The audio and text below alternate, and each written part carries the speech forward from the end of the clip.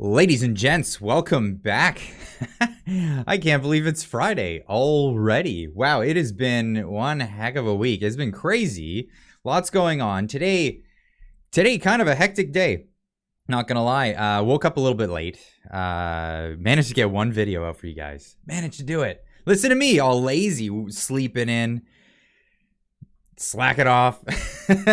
Yeah, that's something I did this morning. So I managed to get one video. I really wanted to get that video talking about media out. It's kind of a tease, something I'm going to bring up in this stream that I think is very poignant. I've been stewing over whether to share this one publicly or not, but I think I'm gonna tonight because it's just too funny. I can't get over it. But it has definitely to do with media, news, and reporting. We'll get into that, but hey, what an interesting time we live in. Absolutely. And hectic times for anyone who's just tuning in after the fact. If you're tuning in, it's not Friday at 6:30 Pacific time. Check your local listings, by the way. If it is not that, you're watching the pre-recorded live event, which takes place at 6:30 Pacific time every Friday, every single Friday. I occasionally do other streams. That's why I'm encouraging people to hit that notification bell. On Wednesday, I had Marty up north on the show. It was a lot of fun. He is an amazing dude, like just straight up, really genuine, awesome guy. Had him on the show, and that was a lot of fun chatting for him for about an hour. You can go check that out on the channel. Great guy. Got that Trudeau must go hashtag started, went international, #1 on trending on Twitter for some time. And yeah, it's definitely pushing the narrative and getting the mainstream media narrative and just shoving it off to the side. Like, yeah, nobody cares about that. Let's hear what real Canadians are actually talking about. Let's see what people are actually saying. 2,000 likes for Clyde tonight. Let's see if we can make it happen. Let's see if we can't make that happen. We're at 72 already. It's early in the stream, though. We don't know. Hold the line. Newfoundland, I think that's Newfoundland. Cindy White, Elliot. Hold the line. Absolutely. Tyson Hockley in the chat. Good to see you, little man. My YouTube brethren. Good to see you. Everybody go check out Tyson Hockley's channel. He is a young up-and-comer, and he's doing very well. He's speaking truth to power. Absolutely. Hello, Clyde and chat 07.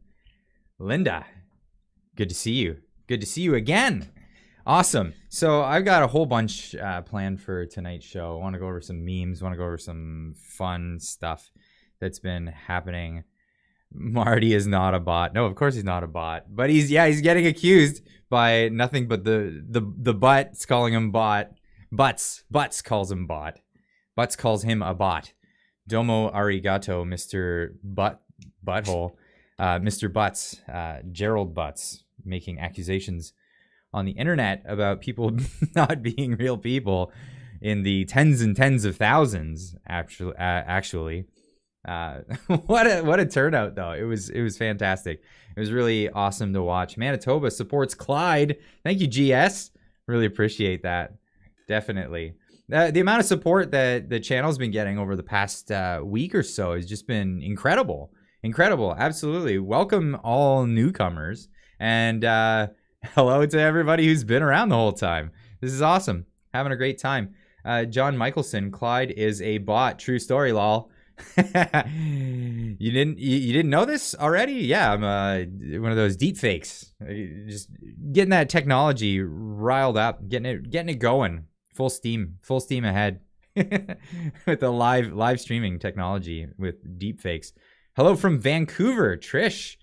Thank you for joining tonight from Vancouver. I got a lot of people from Vancouver. I'm not too far away myself. I could throw a stone and hit Vancouver.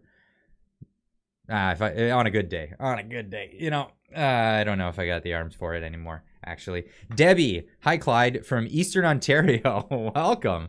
I love the fact that we've got such a big audience from Canada in the chats every week, but also that we have international people. I had a bunch of people from Texas super chatting on last Friday and on Wednesday when Marty was in.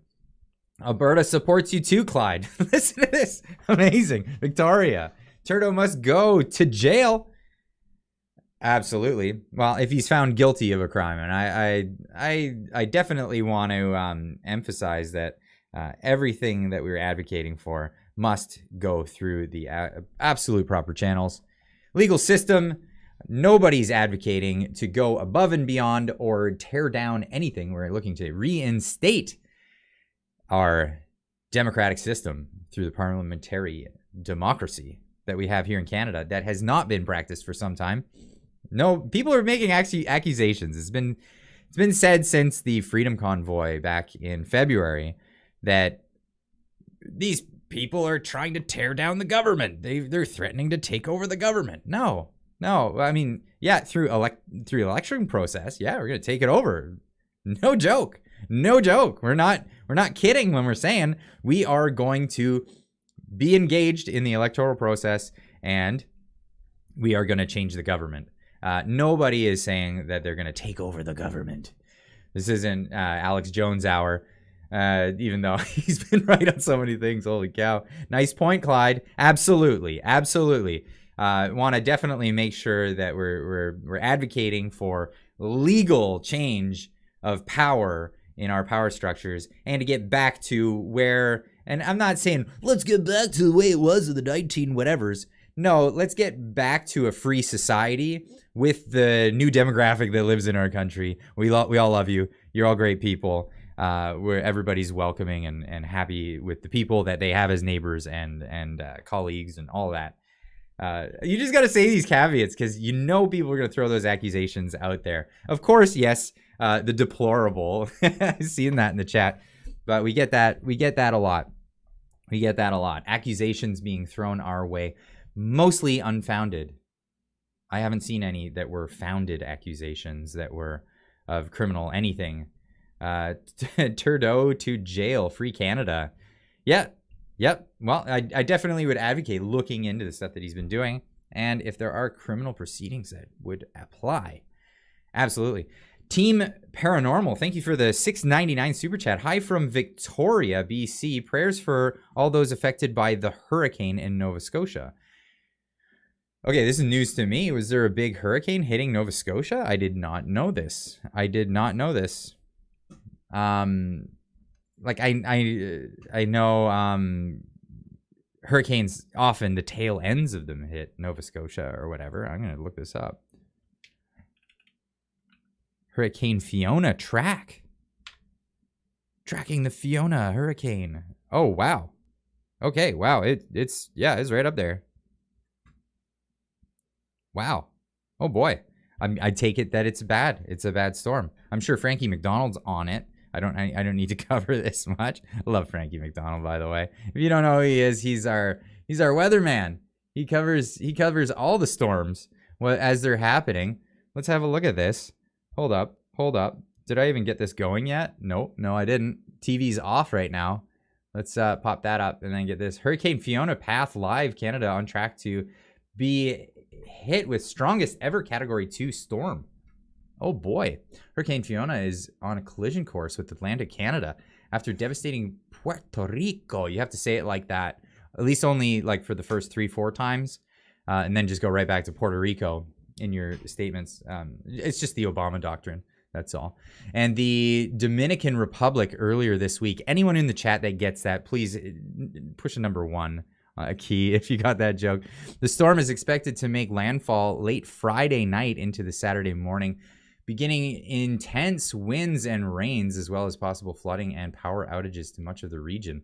Wow, Godspeed to all those people out there that would be affected by this. I'm sure I almost want to pull Frankie McDonald up to see what he has to say on the situation. I see that some people got the Puerto Rico joke. That was a pretty good one from. Jeez, that's been a while now. We're going on some a good amount of time. Please do pull up Frankie McDonald. Okay, well let me try to find this because I'm sure he's covering it right now. I love Frankie McDonald. He's a national treasure.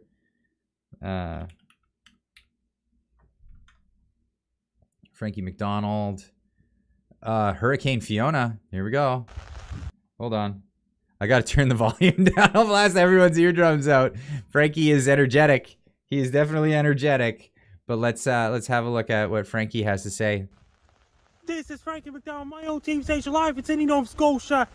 Rain's getting heavier right now because the Hurricane Fiona is approaching. It's going to be one of the worst storms ever in my province of Nova Scotia. Oh, wow. It's going to bring really strong winds overnight into Saturday. It's raining all pretty heavy right now in my area in Sydney, Nova Scotia. The umbrella's shaking. As of right now, there's a lot of power trucks from Quebec heading for Nova Scotia. They're going to help the power trucks in Nova Scotia to restore the power because there's so many power trucks in Quebec. A convoy of power trucks is on its way to Nova Scotia. There's so many people in the chat saying, "Who is this?" This is Frankie McDonald. He's really into the weather. Let's just say that he's really into the weather. And he's become like a national hero in Canada because he does these weather forecasts on extreme weather, and he puts them up on YouTube. And obviously, he's gotten some real viral hits over the years when people notice it and they start sharing it out. Like, what is this guy? But he's very energetic, very enthusiastic, and he loves his weather. And when he hears about a good weather story, he gets on there. But now I'm hearing about Nova Scotia getting hit with a hurricane. So I want to pull up Frankie McDonald and see what he actually has to say. Nick Lawrence with a $5 super chat says, "Love the work you do, Clyde. If it wasn't for you and others like you, it would be in a much different place at this point." And speaking of others that have done stuff, I was speaking with Tamara Litch before the live stream. I was chatting with her by text. She's allowed to do that. It's not social media. And I said, do you have anything that you'd like to tell the chat as I go into this live stream? And she said, there's nothing I can say because of that. And just take that as her saying, Godspeed, everybody. Because she said, I can't say anything to them. So that's on my behalf. I'm saying that. But Godspeed, Tamara, and everything that you're doing. Absolutely. But back to Frankie McDonald. For those who didn't know about who Frankie McDonald is, you now know who Frankie McDonald is. In Sydney, Nova Scotia, wind's going to get worse and worse. I urge everyone to be prepared to have your extra batteries, generators, battery operations, bottled water, and everything ready as well. He is so somber in this. Order your pizzas, Chinese food, and have your mobile internet ready as well. Okay, so that's his gig. It's order your Chinese food, order your pizzas, make sure you got enough Coke or Pepsi, whatever it is that you like to drink. Oh, I love this guy. Oh, he's just such a genuine dude, honestly. What's your t-shirt, Clyde? Oh, this is Gudetama. This is a character from Japan. He's the lazy egg. That's what that means. Gudetama. And he's just lazy, you know? He's not feeling it. That's the character. I love the character. So my kids got me the shirt. And my daughter, actually, no joke, because she knows I love the character, she made me a Gudetama. There's the white, and he's the yolk right there. And I keep it on my desk because it's just so cute that she made that. It's good. And she even drew a little bum on the back. It's so funny. My kids are great. My kids are the greatest. But yeah, so Nova Scotia is getting hit with a pretty intense storm. So much that Frankie McDonald has actually got a pretty somber tone at the moment. Tamara is such a sweet lady. You have no idea. People tell you don't meet your heroes.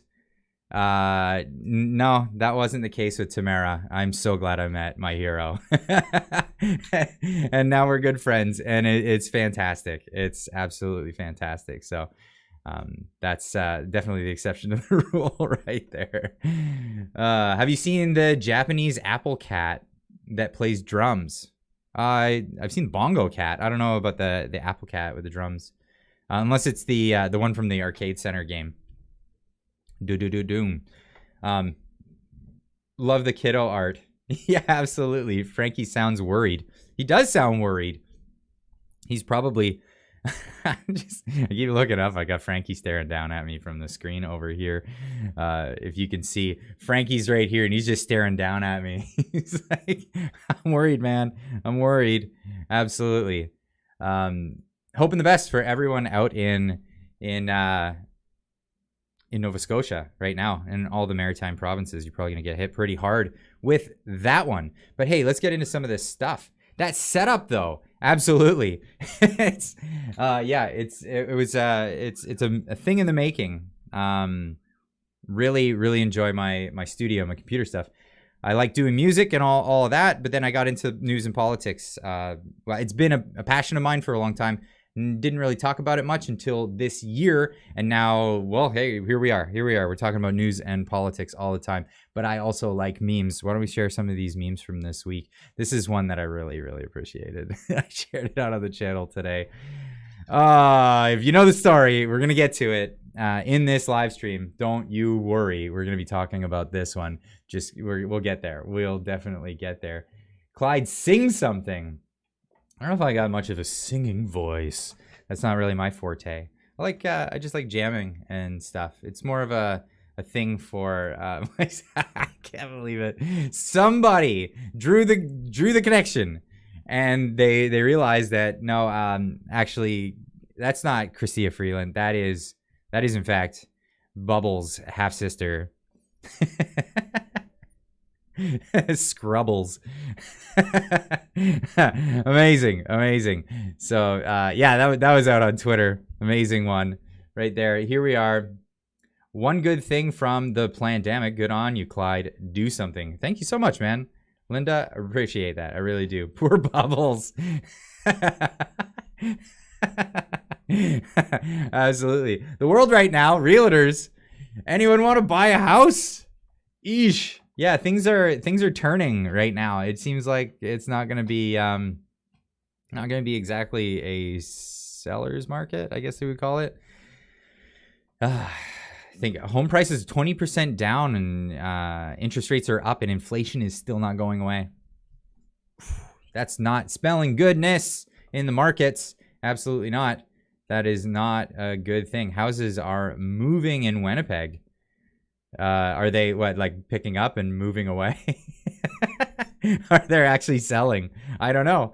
It's this is zero buyers. Bubbles has yet to respond. Nice. I like this one. The nobody loves me. Somebody just caught it right at that caption, and absolutely right. Definitely on point here. This one, Al Gore. I predicted the ice caps would melt by 2014. 2015, NASA reports says more ice than ever. Oof. That didn't age well. That didn't age well at all, did it? Where else are we? Oh, and then this one from last week. This one was great. Government, you're not allowed to go more than 5 miles from your front door. Me. Front door goes everywhere with me. Hi, Clyde and chatters. Oh, excuse me. Slap that like button too. Nice. I see a lot of people are already slapping that like button. Amazing. I think we had some more from the Discord. Let me get into this. Our Discord server got racked with texts all over the place. This is one I wanted to share just because it's really funny. So Vancouver expects to be the first city in Canada with an electric fire truck. I need to big up this. The electric fire truck costs $30,000 more than the diesel model, pumps 40% less water, and needs a diesel extender engine to make it useful. The future looks bright, folks. Now, the funny thing about this one right here is I was talking to, I can't remember who I was talking to, but it was someone local in my town. So we live very close to Vancouver. I'm not going to disclose exactly where I am. Do you want my social insurance number and everything? Oh, okay. No. Okay. I won't disclose that. We live really close to Vancouver, and it's a beautiful place. Very nice scenery, by the way. And so they decided to drive that thing up here to take snapshots, to show it off with the beautiful scenery behind. And, it wouldn't make it home. They had to tow it for whatever reason. It broke down. It couldn't make the 30-minute drive back to Vancouver, and it cost them $300,000 more than your average fire truck.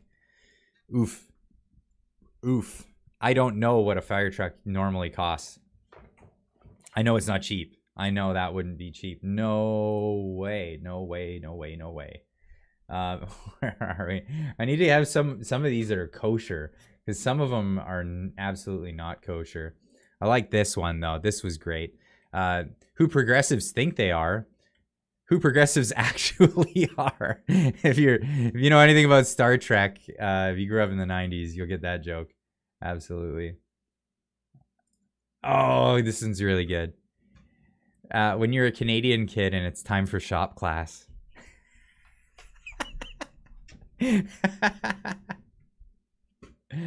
Gorgeous. Gorgeous. There's so many about this event. There's so many about this event. Don't worry, we're going to cover this soon.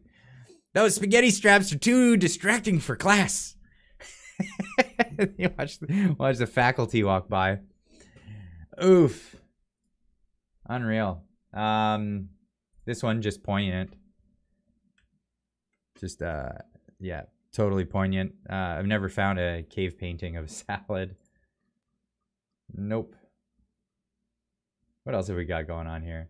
We had a whole bunch. This week, but I lost track. I lost track of where we were because it got hectic in the chat. Anyway, let's get to some of these stories I wanted to talk about before we get to everyone getting all nasty. Oh, there's one more that I wanted to show you. Somebody from our community made this. And this was from a video I made, and in the video I had to play the voice of Chrystia Freeland talking in front of the parliament, talking to Mr. Speaker, and it's hard on the ears. Let's just say that. And so somebody added the tinnitus sound to it. Speaker, we've just heard EI premiums mentioned, and so I want you to guess what EI premiums were in 2015. Sorry, I gotta turn it down. It gets so loud. The minister in charge, the current conservative leader. I can't do it anymore. I can't do it.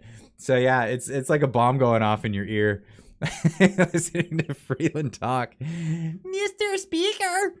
Oh yeah, that's. That's too good. So yeah, thanks for that one. And that was who was that in the community that made that? I gotta go and give some credit where credit's due. Oh no, have I lost it? No. Come on, credit where credit's due. Somebody deserves credit.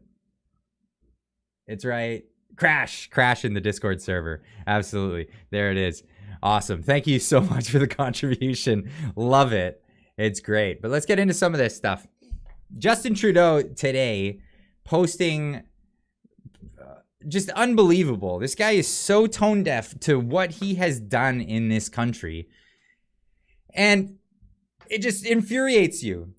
I don't know how you could get any more infuriated at the guy than we all already are. But then he comes out and just has the nerve to say stuff like this. And he says, Canada strongly supports people who are expressing themselves and protesting peacefully in Iran. In Iran, mind you. In Iran, he's okay with these protests. We are calling on the Iranian regime to end its repression of freedom of expression and to end the ongoing harassment and discrimination against women. I don't even know what to say to that. I don't even know where to begin on that. Justin Trudeau with his platitudes towards other countries when there are protesters. I mean, it would just most people would already just give him enough flack if he would just shut his mouth. But to say stuff like this, completely, it's like he's trying to infuriate people with his absolute hypocrisy. Yeah, hypocrite.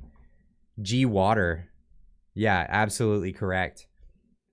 Shaking my head. Yeah, Dan. Absolutely. It's disgusting. It's disgusting to see this kind of, it's just insanity. It is. It's completely insane to listen to this kind of crap. Well, The good news is they're losing and they're not doing very well, and their ideas and all of that are not they're not being taken well by Canadians or people around the world, and especially what's going on right now. So the PM agrees to lift pandemic border measures, source says. And we obviously reported about this earlier this week. The rumor was the thing that they were going to lift ArriveCAN, get rid of ArriveCAN. They're going to get rid of the mandates. They're going to get rid of all the federal mandates as of September 30th. That's the thing. Masking requirement on planes and trains still to be discussed by cabinet, they're saying. So the leak was that they're going to lift everything. Everything is going to be gone. But they can't just come out and say it. They can't just come out and say, like, well, all right, the pressure was on. You guys all don't want us in office. We'll hopefully just, stop all this stuff, and then you'll back down and not vote us out. No. People are not going to forget. People are not going to forget, especially after this campaign of this past week, the hashtag Trudeau must go. And it just keeps going. It absolutely just keeps going. I tried to get PPNV trending.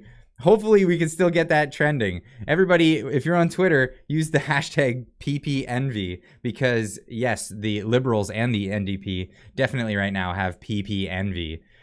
Absolutely. Pierre Poilievre envy, just to be certain everybody understands what I mean there. But yeah, they definitely have PP envy. Clyde, look up Operation Neon. I'll have to look up that up later. Trudeau loves PPE. Clyde, have you heard about Operation Neon? Whoa, I'm getting lots of people asking me about Operation Neon. I'm definitely going to have to look that one up. PP envy, lol. Absolutely. I'd vote for Clyde. I don't want to be a politician. And I'm going to get into this later, because I don't think that there should be a revolving door between dissenters and politicians. I don't think the media should have a role in running for office. And I think if they cross that line, they shouldn't cross back. And there shouldn't be, because in Ottawa right now, it's this incestuous relationship between politicians and journalists.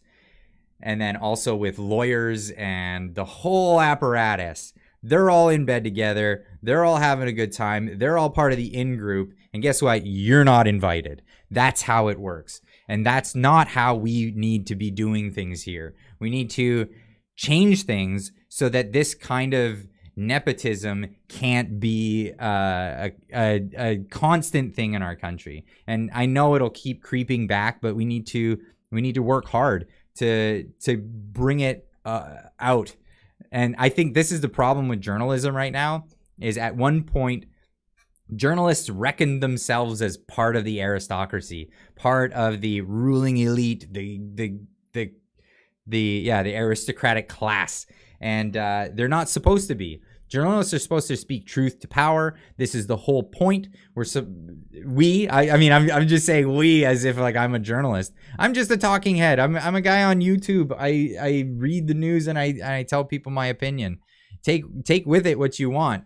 But I would like to see, urinalism, absolutely, for sure. And they're holding each other's, absolutely, while they're doing it. And that's the way it goes. I'm going to get into a story later I think you guys will like, that kind of dives on that concept of the revolving door between politician and journalist.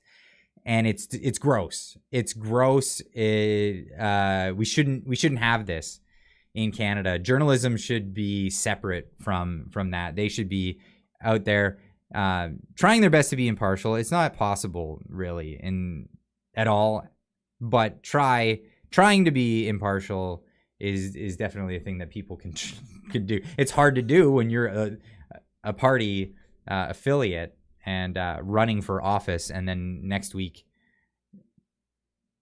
writing articles about the opposition. That's a thing.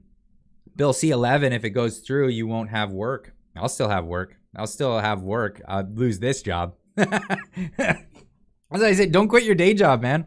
Don't quit your day job. People keep saying, when are you going full-time, Clyde? Oh, I'm already full-time. I'm a full-time mechanic. And I do this in my spare time. And I love you guys for it. But that's, don't count your chickens. That's for sure. This could be gone tomorrow, like that. Absolutely. So I'm not gonna fool myself into thinking that I'm some sort of big shot. It's really nice that you guys are all here, and I really love the community. But like I said, this could all be gone tomorrow. Sorry, what I meant is not video work. Oh, yeah. Okay, fair enough. Fair enough. Stella Kardec, thank you so much for the $5 super chat. Thank you for the real news. You're welcome. I mean, this is as good as I can get. I mean, I've made mistakes. I've had to make redactions. I've had to make videos saying I was wrong about a thing. So I think integrity is where your heart should be in providing information to people. If I'm wrong about something, I'll come back and I'll tell people. I think integrity is the number one thing. News media does none of that. They have none of that. No C11, absolutely. If you can, write a letter to your senator. Say, I do not support your choosing of Bill C11. It is getting hot in here. Holy cow, get that thing going. But absolutely, get a hold of your senator if you can.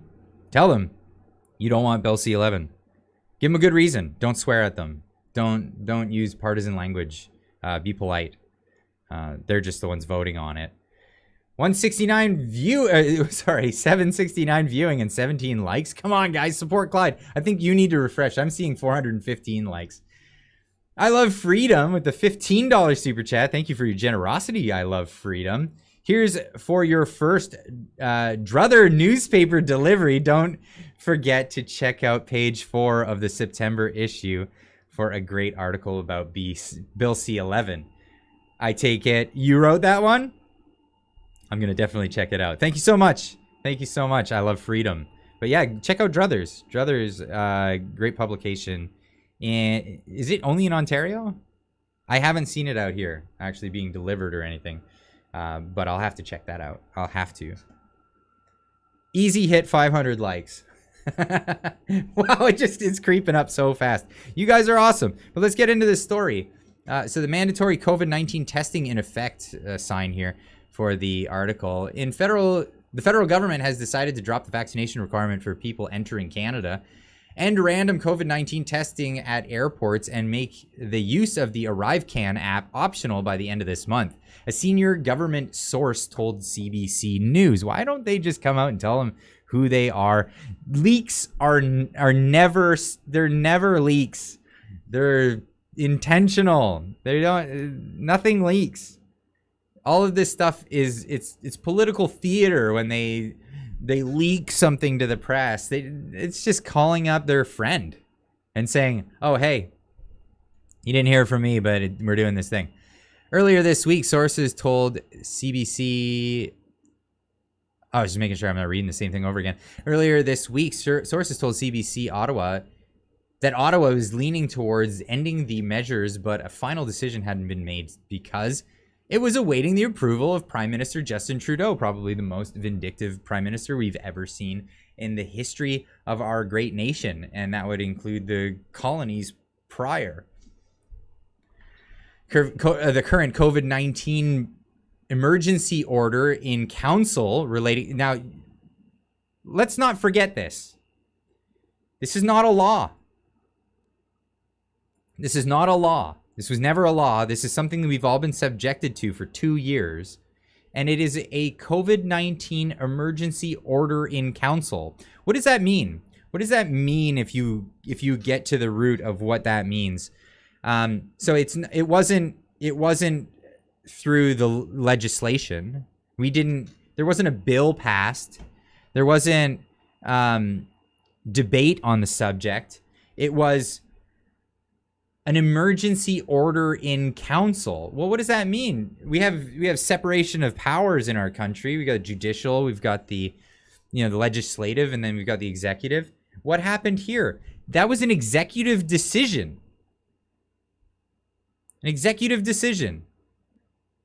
It was made by dictate. in a dictatorship. Let's get back to the story. Trish Pro. I'm gonna mess this one up again. I know I messed it up last week, and you guys fixed it for me. Trish Pro. I think Prol. Trish Prol. Thank you for the $20 super chat. I used to do a podcast years ago. You're doing a great job. Trish Prue, you had it in the super chat. I didn't even read ahead. What am I doing? I'm just so bad at reading names. I'm so sorry about that. But thank you very much about the compliment on my job here doing podcasts. Welcome to the Dyslexic News. It's an enjoyable experience if you don't trip over your own words in the process. But yes, an emergency order in council is a measure by dictate. It is overstepping the legal bounds of what it is that we do in a parliamentary democracy. So when we have Justin Trudeau coming in front of audiences and going on TV shows saying we need to protect democracy, he is the assault on our democracy. An emergency order in council, that sounds like something Palpatine would do. This is not a parliamentary democracy when we're doing emergency orders in council. Relating to border measures was set to expire on September 30th. The government had the option of extending the measures. The government is expected to make an official announcement Monday, the source said. Do you think how do you think that would go if they went ahead and extended those emergency measures? How do you think that would have went? Probably not good. Not to mention there was the mootness hearing that just happened with Brian Peckford's case. We're going to find out about that. We have maybe in about 10 days to see if that case is going to be allowed to go forward. I sincerely hope it does. The official spoke to CBC on condition of anonymity. I need to be anonymous. If you want to be anonymous, get the hell out of government. Just get out of government. Why don't run for government? We have anonymous ballots in our country for a reason. Use that. Let that be your political tool only. If you want to have your anonymity, absolutely. Just vote. Stay the hell out of office.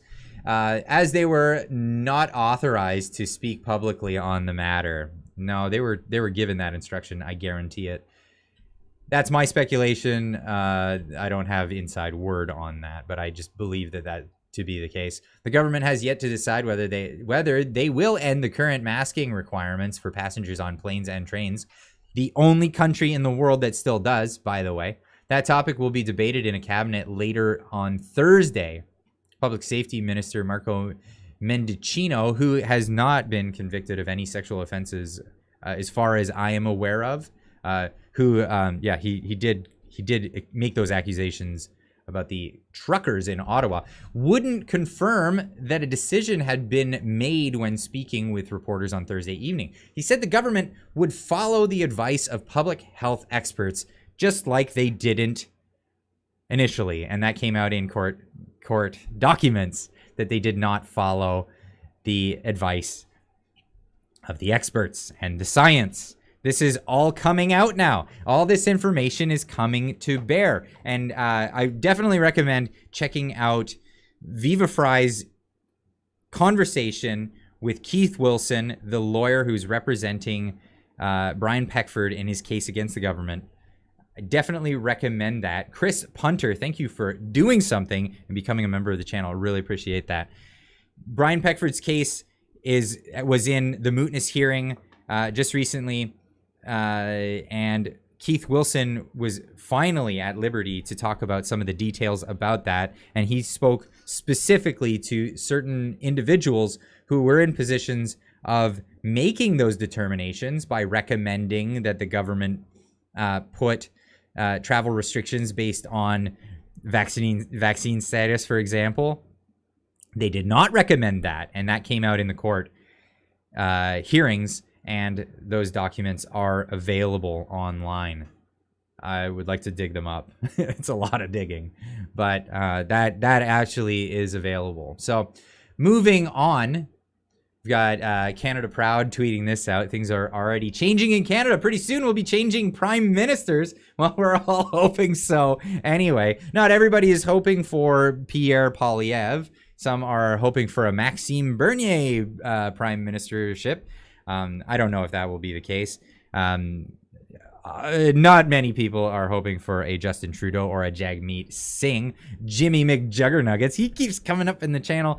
I had a video of him, and that just reminded me that I wanted to pull up later so we could talk about it. But yeah, good old Jimmy McJuggernuggets with his platitudes about about the billionaires and billionaires. He's the Canadian Bernie Sanders. That's what's going on. Pierre gets results. Got Trudeau to back down on ArriveCAN and mandates in a week.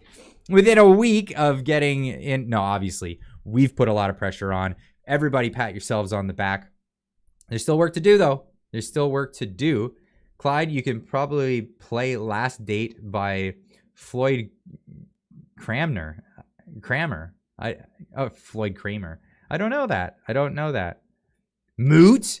I'm going to use that argument if I ever cause an auto accident. I'll drive away and say the crime is now behind me. So it's moot. Absolutely.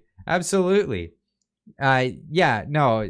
I heard somebody give the example the other day. They're like, say I was beating somebody up and then the cops finally show up, but I wasn't beating them up anymore. Could I say that it's moot? It's a moot point because I'm no longer assaulting the person. Obviously, that's yeah. So it hasn't been ruled moot. We'll find out soon. We will find out soon. I love all the PP envy in the chat is so good. Number 2, got Trudeau to admit Canada is in an inflation crisis, largely to his own because of his own policies. Called out a hysterically biased journalist. That was, we're going to get more into that one later. And leading the Liberals by 5% in the polls. In actuality, much more than that. This one, that's a modest one. Honestly, that's a really sadly honest one, or modest one, because people are disenfranchised by the apparatus, the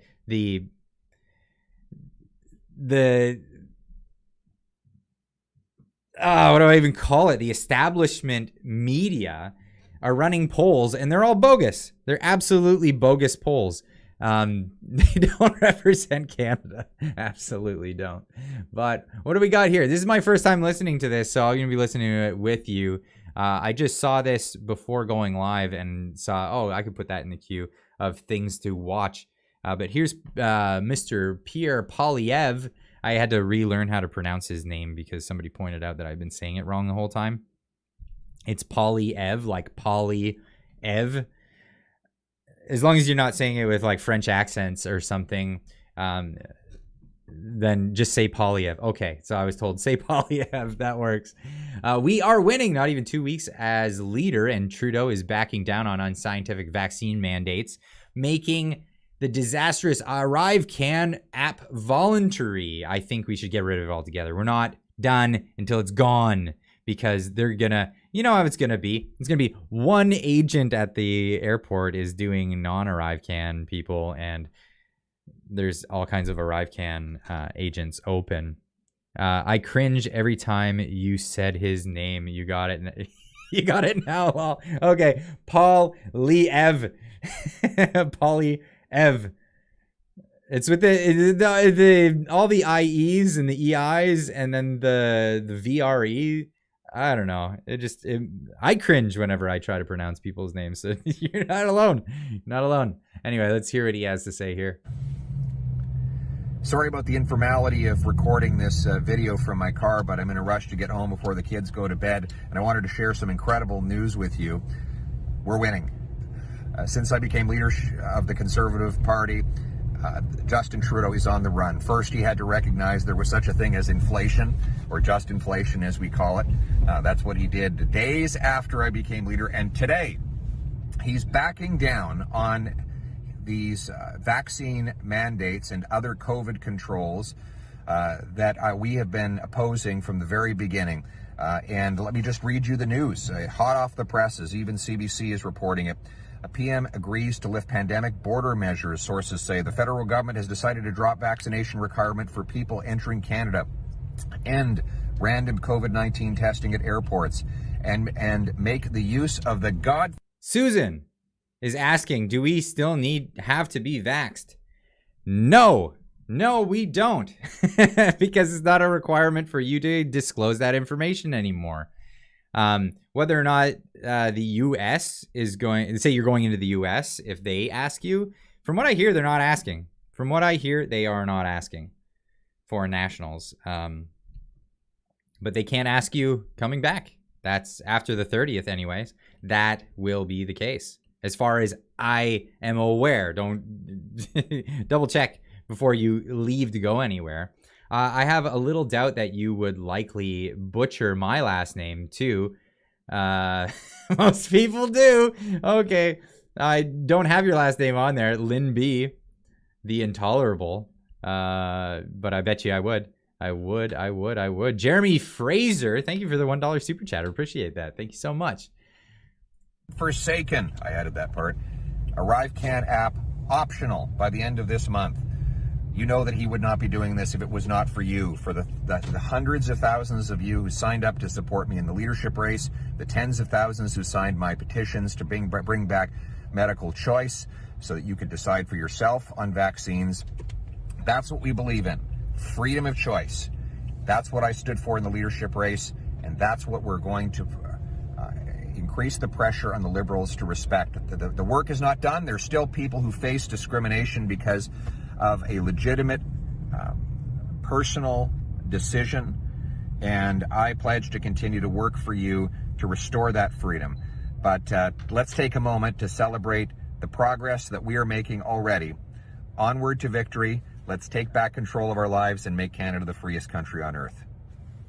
Absolutely. I'm into that. Let's make it the freest country on earth. Why didn't he mention the convoy? That's a good question. I think it probably has to do with how the media is trying to spin the convoy at the moment. It's the jury's still not back on that one.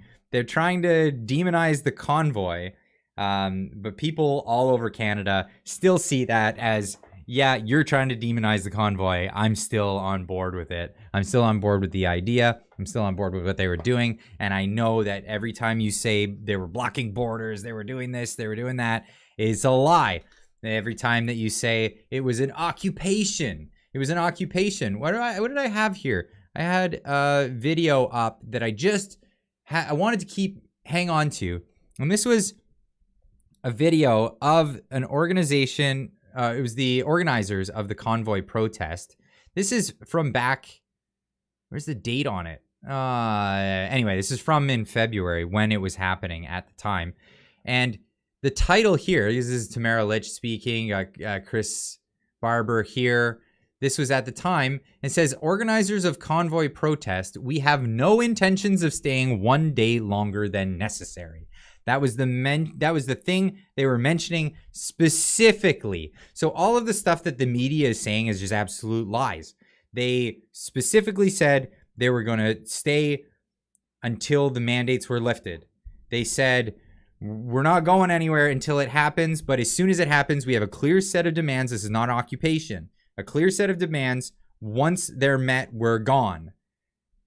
Come negotiate. I dare you. Come on. We have a hotel room. We've got conference rooms booked. Come negotiate with us. No, you didn't get the government coming out and negotiating with them. So that is the way it went. But yeah, of course, the media wants to demonize the Freedom Convoy. I don't think people are buying it. Excuse me, I got so much of this fizzy stuff going on. It's just water, YouTube. It's water and SodaStream with lemon. I have my wobbly pops after the stream. If you want to join me for that, come join me. The link is in the description down below. We have a Discord server. We hang out every Friday in the Discord server, have chats with everybody. And that's when I can go have my wobbly pops, because then it's not breaking any terms of service for anybody. But anyway, the Freedom Convoy has been slandered. Most Canadians are still on board with it. But they're just quiet about it because they don't know who's not, because the media is such a formidable force in our country. But yes, most people are just like, yeah, I'm not going to tell people my opinion, but I'm still going to hold them. You know what I mean? That's kind of Canada at this point. All it takes is a catalyst like Pierre Poilievre getting into an actual general election with Justin Trudeau to see people get to the polls. You don't need to share your opinion loud and proud all the time. You just got to show up to the poll and get it done. Muggsykins with a $10 super chat. Why? Well, just because. Thank you so much. Just because. I really like that. That's good. Thank you so much. I really appreciate that. But here we are. Here we are in a Canada where, again, they're trying to demonize people. I wanted to make that point. I'm going to save this one because I just don't want to lose that, because that meeting was really good and I just want to have a bookmark of it. It was a really, really good one. Well, here we go. We've got Colorblind Canuck on Twitter saying a great article about the non-utility of the ArriveCAN app. As my elected rep for federal government, I ask you to support its end on September 30th. It's time to get back to normal, reestablish ties with our American neighbors. So calling for an end to the app, not just calling for a suspension or a we're gonna make it non-mandatory. People can use it if they want to. No, we want rid of it. Now, don't forget that this is giving information to PHAC, PHAC, the Public Health, what is it? AC, Public Health Administration of Canada. Anyway, it's giving your information to them. You don't have to give your information to them when you cross into Canada. You only have to identify yourself as a Canadian passport holder and enter freely. You don't have to. You give this to border service agents. You fuck me. That's what they'd like to do at the airport. They'd like to PHAC you. They'd like absolutely, yeah. Fuck me sideways. Oh, too good, too good. But that's the gist of it. You don't have to give your information to another agency. You are required to submit your passport to a border services agent. You have to do that. CBSA. You're required. Identify yourself to them. And then they, at their discretion, will either allow you into the country or not. And they can't hand over your passport to any other agent. You have to hand it right back to you. You can hand it over freely on your own will, but I don't think most people will do that, especially if it's not mandatory. Why would you do that? So we have Justice Center for Constitutional Freedoms here with their article talking about first reading months. Oh, goodness. Disable. Vancouver Sun. Yeah, no, it's okay, whatever. First reading months after everybody knew it was pointless, the Liberals to finally kill ArriveCAN. Scientifically, nothing has changed between now and March, when scrapping the app could still have saved the 2022 tourist season. Instead, we had a 50% reduction in revenue because of this app. As they're spending money like drunken sailors, and then, complaining, oh, well, we didn't have enough revenue coming in. Well, you would have had 50% more, at least in the tourism industry, if you would have just not had this stupid app. First reading is a daily, I don't care. Top story, long after the much despised ArriveCAN app ceased making any kind of epidemiological sense whatsoever, the Trudeau government appears poised to finally disagree with what it no longer What will no longer be mandatory requirement to enter Canada? Federal sources have confirmed to the National Post that mandatory use of ArriveCAN should be suspended as of September 30th, although a final decision will come Thursday. Good news, but all outdated, unscientific measures should be dropped. Period. But it's a quote. There's a comma.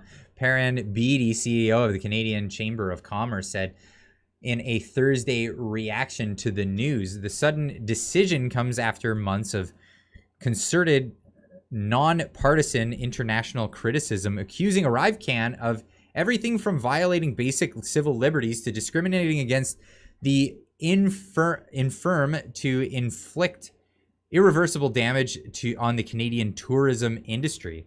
Absolutely. I don't know why they couldn't get an injunction for that. Of course, I'm not a lawyer.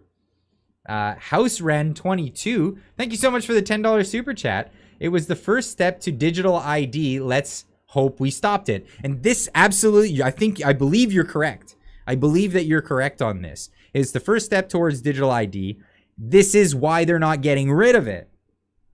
It's supposed to, what was it supposed to do? What were we told it's supposed to do? It's supposed to make sure that people are vaccinated when they come in the country. They're dropping all of that. They're dropping all of that. If it's supposed to make sure people are vaccinated, why would we keep that? If we're dropping all the rest, why would we keep this thing? Oh, well, it seems like it's kind of a convenient way of pulling in people's information. We want your information. We want your information. Getting people's information is the name of the game. And why? So people can be tracked. Getting you used to that digital ID, getting you used to the big brother, big nanny state. I don't know why they call it a nanny state. It should be called the evil stepmother state, and the evil stepsisters are the twats on Twitter. They keep breathing down your neck all the time. Get your vax. What are you doing? Rabble, and it won't leave you alone. It's just the whole idea of a nanny at least will leave you alone to go do your thing if we had a nanny state. No, we got an evil stepmother state. We got an evil stepmother, Trudeau, stepping in, won't leave you alone. And even when you're doing what you're supposed to be doing, and when you're scrubbing the floors and you're doing the thing and you're getting those pokes and you're doing the stuff, and even at that, they still won't leave you alone. They still are on you. Oops, our system glitched. It seems like we had a glitch. You better get in a 14-day quarantine. And by the way, we have agents coming. They're on their way. Absolutely. Clyde's trying. I'm trying. Mary Poppins was the best nanny ever. Absolutely. She gave a little bit of freedom, let people explore, let the things. I'm not advocating for a nanny state at all. I don't like the idea of a nanny state. But that's not what we have. We have the evil stepmother state. Trudeau needs a ride to the train station. Castro gets the pokes. That's what's going on here. We don't have a nanny state. The evil, wicked stepmother state. Ugh, Clyde doing bro. Come on. Is doing just that. Keep it up. Clyde do something is doing just that. Keep it up, brother. Give Trudeau a ride to the... Whoa, okay. I can't say that. Absolutely. And we don't have capital punishment here in Canada, do we? I don't recall that being a thing. Don't think we do. A spoonful of sugar instead of a handful of poison. A handful of poison. The nanny state left us open to the evil stepmother moving in. Absolutely. Castro gets pokes from Oregon. Okay. Note since 1977. That's right. Daddy Trudeau, Big Trudy, bringing the nanny state into Canada. Little Trudy bringing the dictatorship full bore. And I can say that. I can say that because when you rule by dictate, you are a dictator. Absolutely. Absolutely.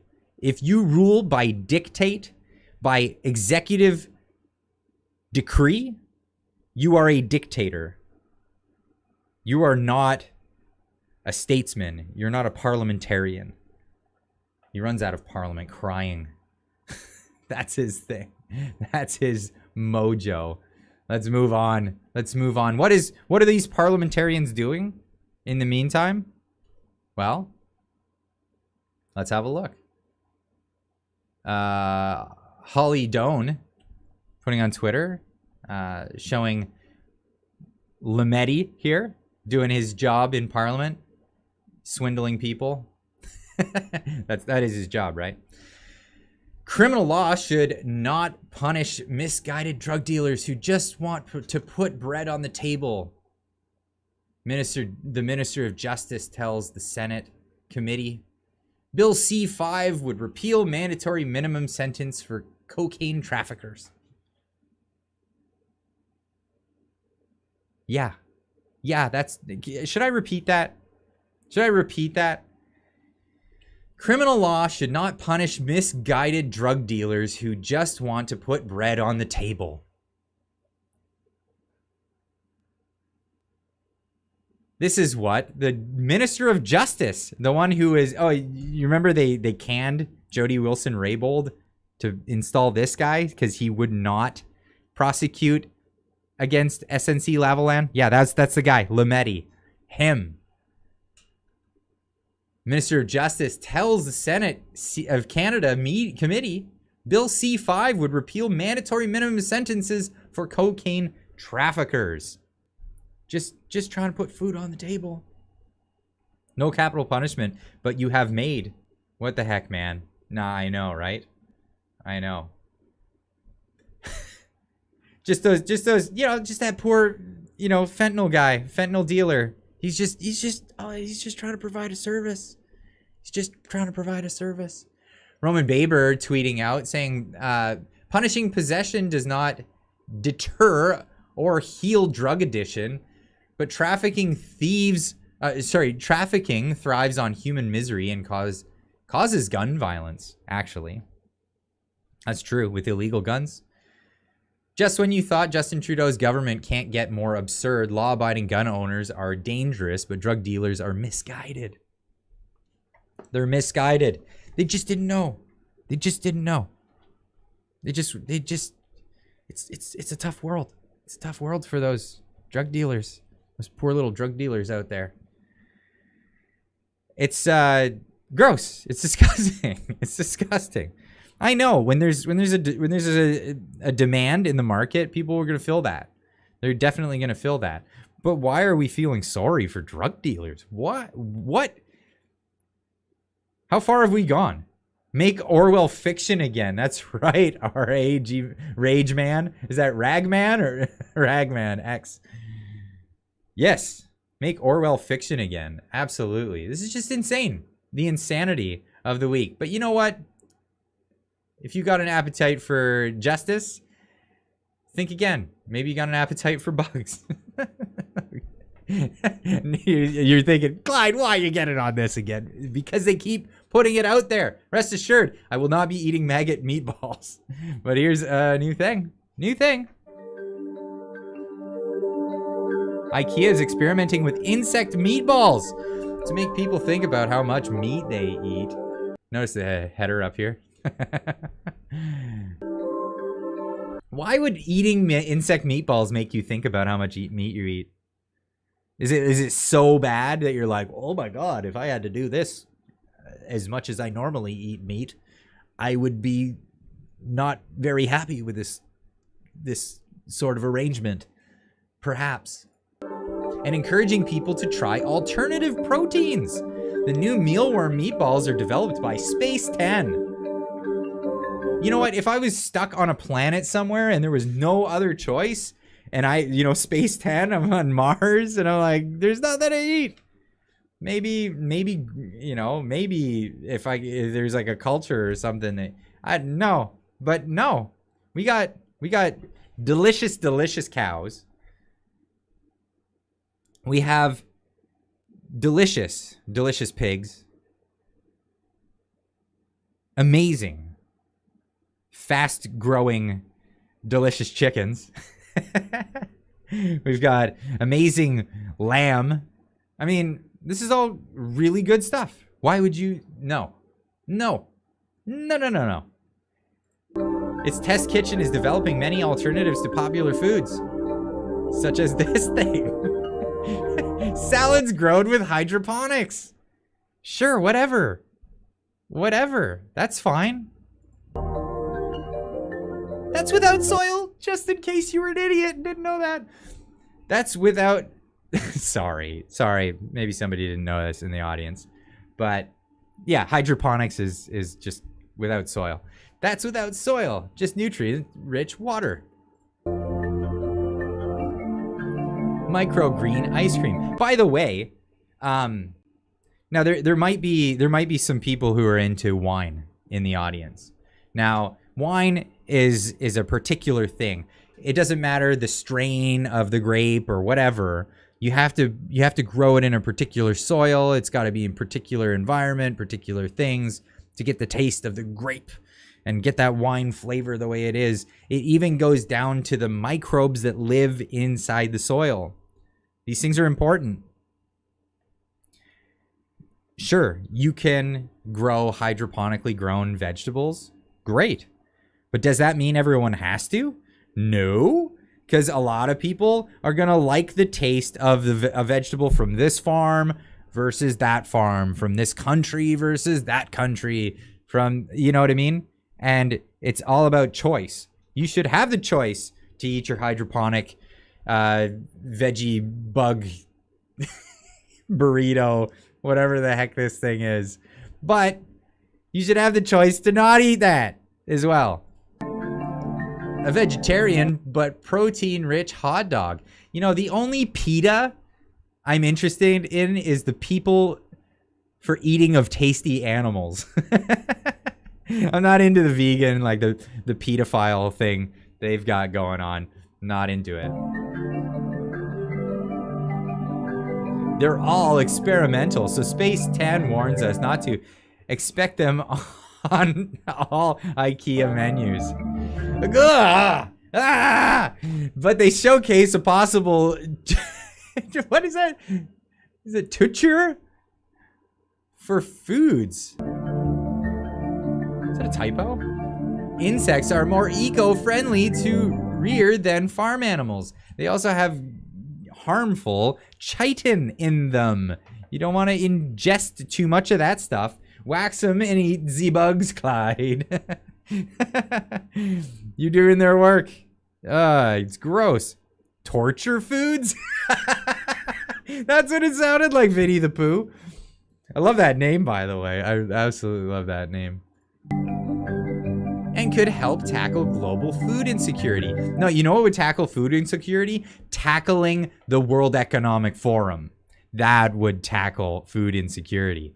We would be able to go back to farmers doing the farming instead of getting screwed over by politicians in all the most agriculturally busy countries in the world. Absolutely.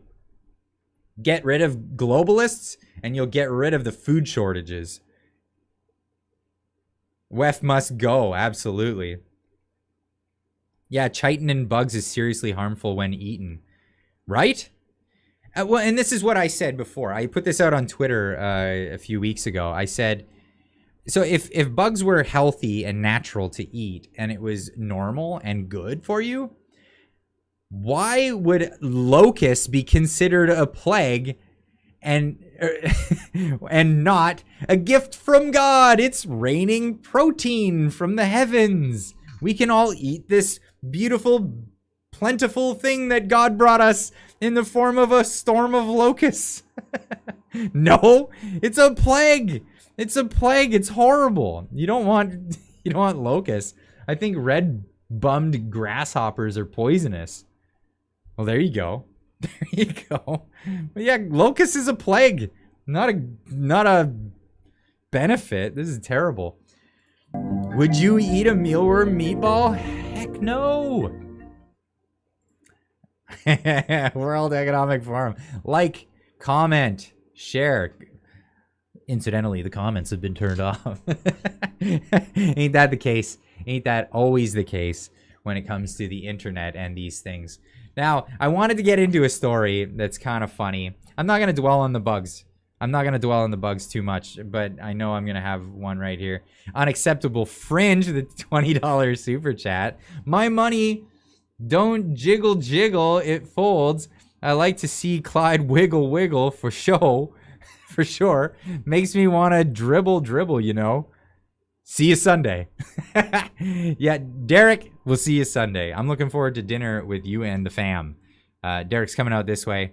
He's on a tour getting selfies of all of his favorite internet people and people from around the country. He recently had Tamara Litch join him in his arcade, which I am super jealous of, because I've only got to meet Tamara via telephone. Wiggle, wiggle. Wiggle, wiggle, bro. Get out of here. But yeah, that I'm looking forward to it. I'm definitely looking forward to it. We'll have some selfies. We'll put them on the social medias. We'll get it out there. Rachel Gilmore, I want to talk about. Rachel Gilmore. Because she Happy Gilmore. He means Truffle Shuffle. The Skyrim Shuffle. That one always makes me laugh. Imagine One Punch Man sneeze. You want to live there? Okay, here we go. Rachel Gilmore, urinalist for Global News. Rachel Gilmore is an Ottawa-based political reporter for Global News. Rachel is an award-winning reporter who has been covering the Hill since 2016. Somebody nominate me for some stupid award of journalism that makes no sense. I just want to get an award, and then I can just call myself an award-winning journalist. Just somebody somewhere find me something that I can easily win, just so I can put in my bio, award-winning journalist, because it seems really easy to get. It seems really easy to get anymore, because case in point. Case in point. Prostitute. I like that. I like that. Yeah, she's definitely a urinalist. Happy Gilmore here. Now, I'm not gonna give anything slanderous about her individually. I'm not gonna make any accusations here today at all. But what I like to get into is some of the things that she is known for. She's known for this article right here.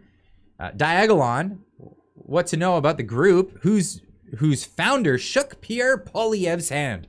Let's look at some of this guilt by association. Let's get it in there. Let's get right in there with Happy Gilmore.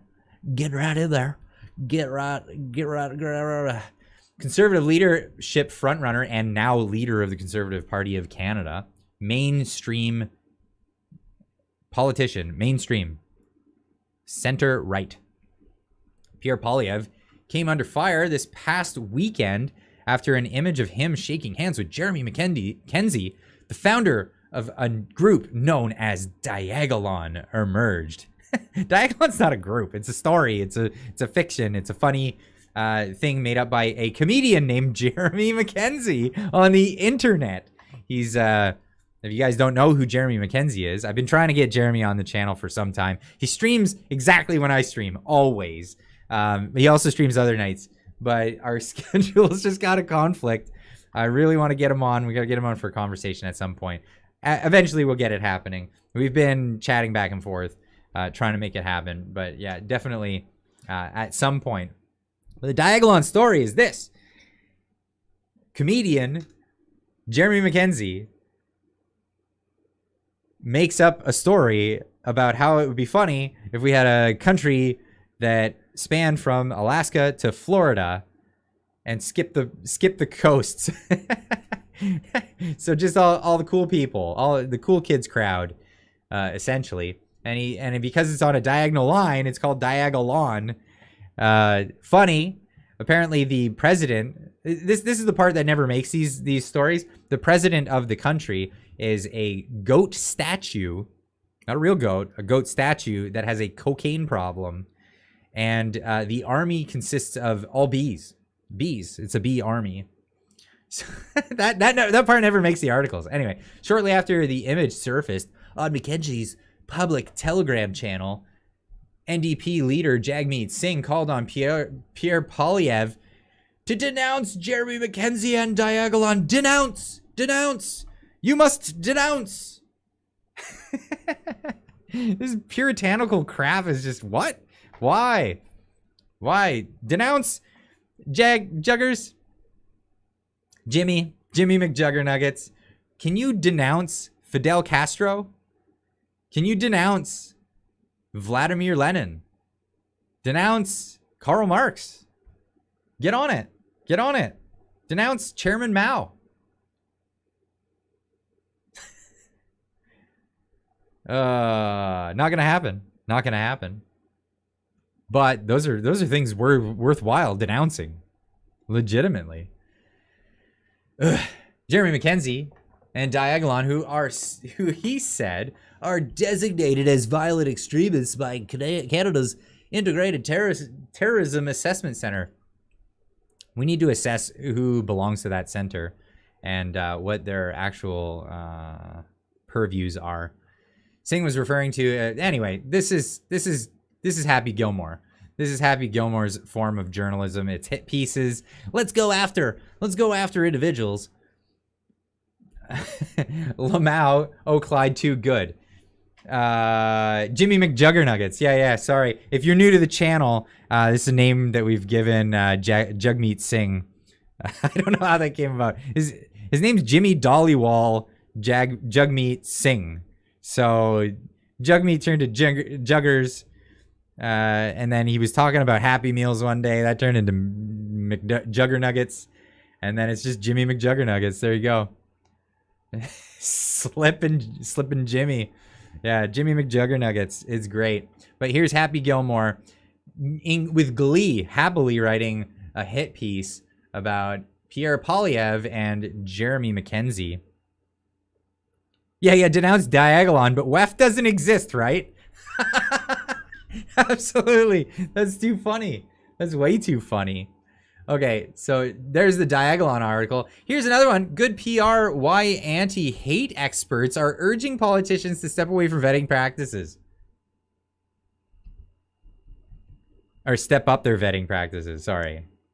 So this is by Rachel Gilmore. Why? Because he was talking to James Topp, a veteran who marched all the way across Canada. Marched 4,000 kilometers to speak with politicians about fixing things in our country. Before politicians attend any events, it's standard practice for them to look into who's going to be there, although techniques used for screening process might vary. Some political strategists say mistakes can lead to embarrassing gaffes at best, they say. Widespread condemnation at worst. What was she getting at in this article? Well, you don't have to look further than the URL for the article. It's real bad.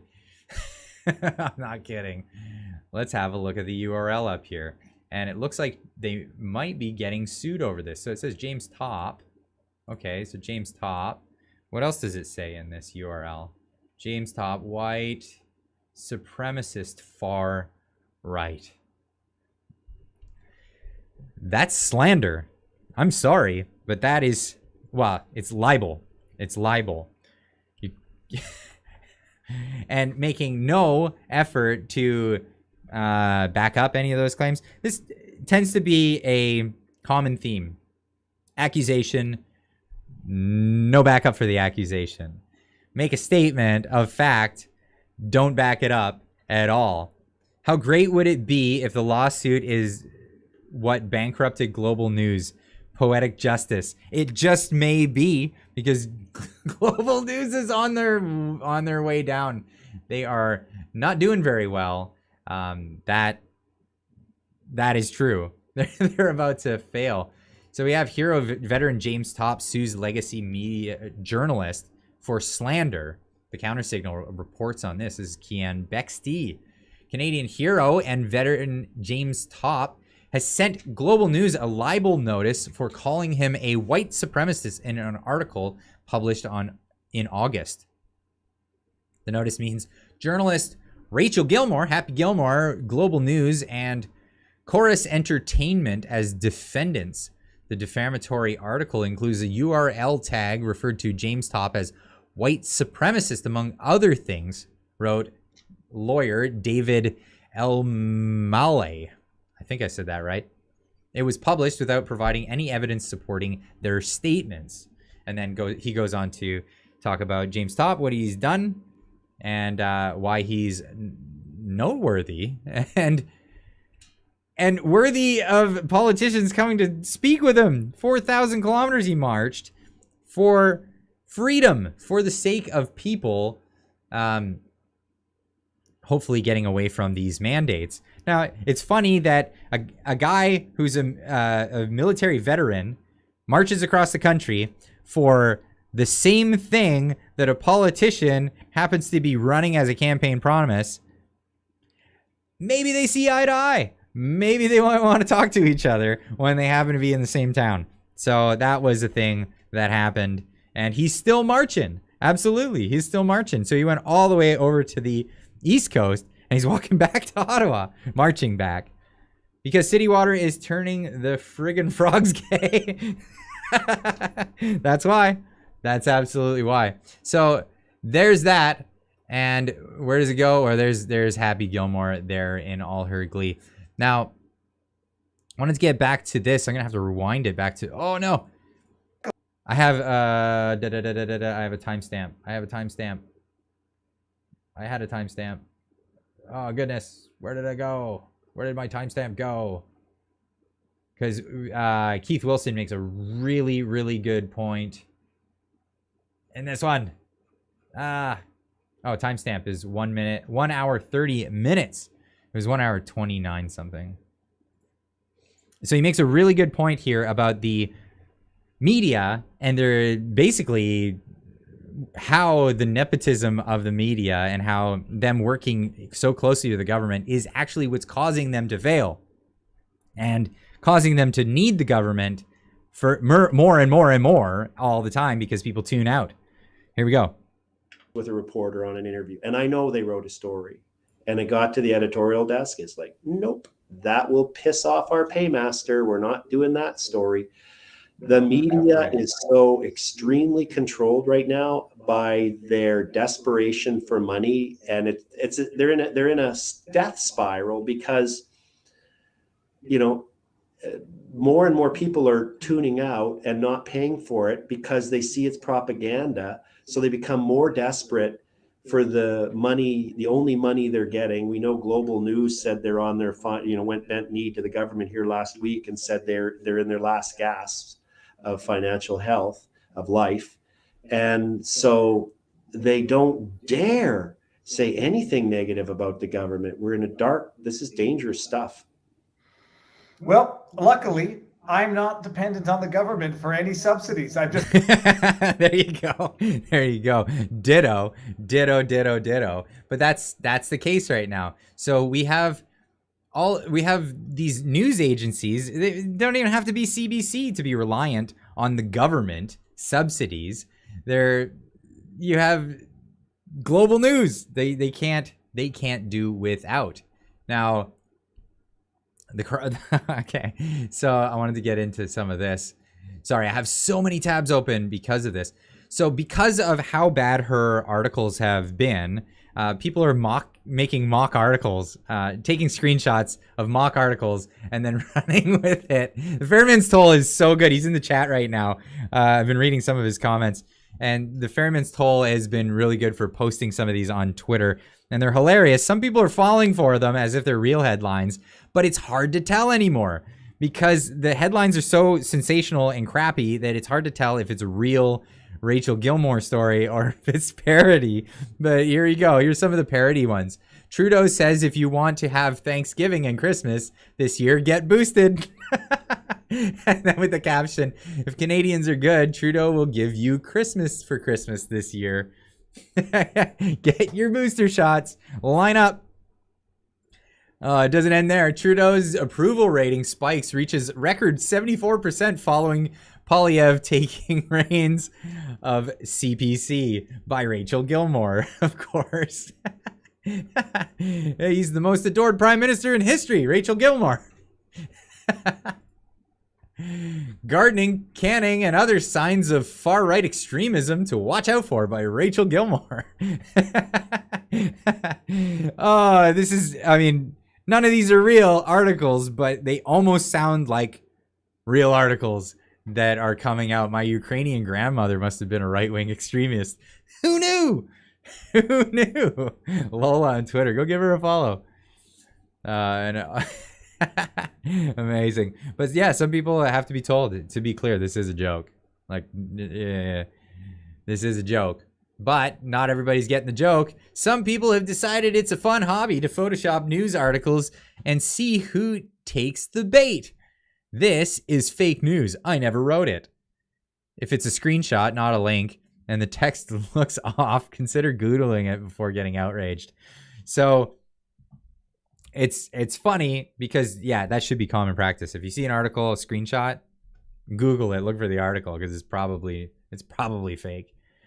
But that's just internet street smarts. But Tom Quiggin says, the problem here is that Rachel Gilmore's reporting is so consistently biased and inaccurate that it is hard to tell the difference between her real work and the satires aimed at her. So, her own work has led to this meme going through the internet and going through Canadian Twitter, and it's just tearing apart her reputation as a journalist, as a urinalist, unfortunately for her. And here we are, global news on the brink. Global news is on the brink. An executive with the country's number 3 television network yesterday told Senate hearing the assessment came despite millions in federal subsidies and 38% profit margin in TV. We can no longer do this alone. They're stuck. It's crazy because people in independent media are thriving right now. All you got to do, it's not hard. All you got to do is look at the situation and tell people what you think truthfully. You could be wrong. Like, don't get me wrong. I've been wrong. But when I tell people things, I tell them what I sincerely believe to be the truth. And that's what I put out there. Try that. Try that. It might change your income model. It might change that drastically. But that's definitely not what they're trying to do. CBC News even writing about American journalists at this point, trying to get people off that sweet radicalization that they believe that people are on. It's not radicalization. It's just people being center right. Like, no joke. Anyone who's center right is the political landscape is so skewed. I had there's a good one here. Let me just pull this up real quick. Where is it? Where did it go? It's in here somewhere. I have it. I know it's here. There it is. Bam. Again, it's from the Fairman stall. But here we go. So we got politics. This is the normal, the normal politics where everything, you've got your center, then you got your center right, center left. Everybody's just kind of in the middle somewhere. Everyone's just kind of here. You've got the far right and the far left, but politics according to the media. Anything that's not crazy far left is far right. And that's the world we're living in right now. I got CBC trying to slander Ben Shapiro here. News from CBC, a slippery slope is only an argument when they use it. Otherwise, it's called a slippery slope fallacy. If you say that, I don't know, introducing, sexual stuff to kids is a slippery slope to bad stuff happening, they'll say, you're out to lunch. That's not true. On with the hormone blockers. But it's a slippery slope if it has to do with people learning or getting opinions from people on the right, even just right of center people. I'm talking mainstream people. But Ben Shapiro, he was an ever-Trumper. He wasn't even a fan of Trump. He's about as milk toast conservative as it gets. Reed Brown says YouTube started showing him problematic content when he was 13. Reed Brown remembers the first time he got sucked in by the algorithm. He was just 13 watching videos after school when YouTube started pushing him into controversial content. As the time went on, videos became increasingly extreme, says Brown, now 21. It started out pretty benign, he recalls. You're watching something about teen fashion. Come on, who's watching anything about teen fashion? Really? How do you... Next thing you know, the algorithm will push you to a Ben Shapiro video. I call shenanigans on that. Anyone watching teen fashion is not getting pushed to Ben Shapiro. I don't believe it. I think that's a lie. I don't know. I'm just going to have to call that one out. That's a lie. You weren't looking up teen fashion and found Ben Shapiro. You were watching wrecked feminist videos, weren't you? You were watching wrecked feminist videos because that's what was happening at the time. I know, because I was on the internet. I know the culture. And guess what? Culture is... Politics is downstream from culture. Remember that always. It started out pretty benign, as he recalls. Yeah, then he's on Ben Shapiro. Though Ben Shapiro describes himself as a conservative political commentator, his views are controversial. And some are outright discriminatory. He suggests, for example, that transgenders suffer from a mental disorder. I don't know. The DSM-5 says that they suffer from a mental disorder. That's the Diagnostic and Statistical Manual that the all psychologists use. It said it was a mental disorder. That's what they describe it as. Or as Ben Shapiro might say, facts don't care about your feelings. Or however he says it with his giant caterpillar eyebrows. But his child face. He's never going to look like a grown man. All right, he's never going to look like an old man, I don't think. He's got one of those faces. But he has combined 9.4 million subscribers and followers on YouTube and Twitter. Many of whom are young people like Brown. When he got pushed into Shapiro's direction. Okay, anyway, this is just a big thing about it'll escalate. It escalates in the comments and then you become a radicalist. And here's how you find a healthy outlet. Go to CBC. Your state-run broadcaster. Get your local state-run broadcaster news immediately. Now, these articles, they keep going, and not just about Ben Shapiro. So I had this one recently that I noticed, and I covered this story, right? The dust up with a reporter. Pierre Poilievre takes a page from the Trump playbook. Oh no, not the angry orange man. Orange man bad. We can't have orange man or anyone. We can't have anyone I compared to Orange Man. They're comparing the people there. So it's funny here. This was a showdown. This was a showdown between Pierre Poilievre and reporter David Atkin. Now, a better angle came out since, and we can have a look at this perspective. And, well, why don't we just have a peek here? Thank you very much. I appreciate it. Appreciate your presence here today. Before I begin, let me just say that... Okay, so he just got out there, and he's going to give his statement. This is not normal. Reporters do not do this. This is not a normal activity in Canada. They wait until the end, and then they try to ask questions. Thank you very much. I'm being heckled here by. Thank you very much for your congratulations. Thank you very much for your questions. I'm going to begin my remarks now. But will you take some questions afterwards? Justin Trudeau is out of touch, and Canadians are out of money. The cost of government is driving up the cost of living. $500 billion of inflationary deficits. He doesn't stop. Bid up the cost of the goods. You think that it's going to go on and that's the end of it? And the interest that Canadians pay. The cost for workers and businesses to produce the goods that we buy. On top of that, Trudeau proposes yet more spending to bid up costs even further. The more he spends, the more things cost. It is just inflation. Their homes and to buy a home in the very first place. Put my hand up. The reason that, look, Ask the question, is that yeah. the way it works? So I mean, we have basically a liberal heckler who snuck in here today. Calls him out on it. Well, apparently, Calls him out on it.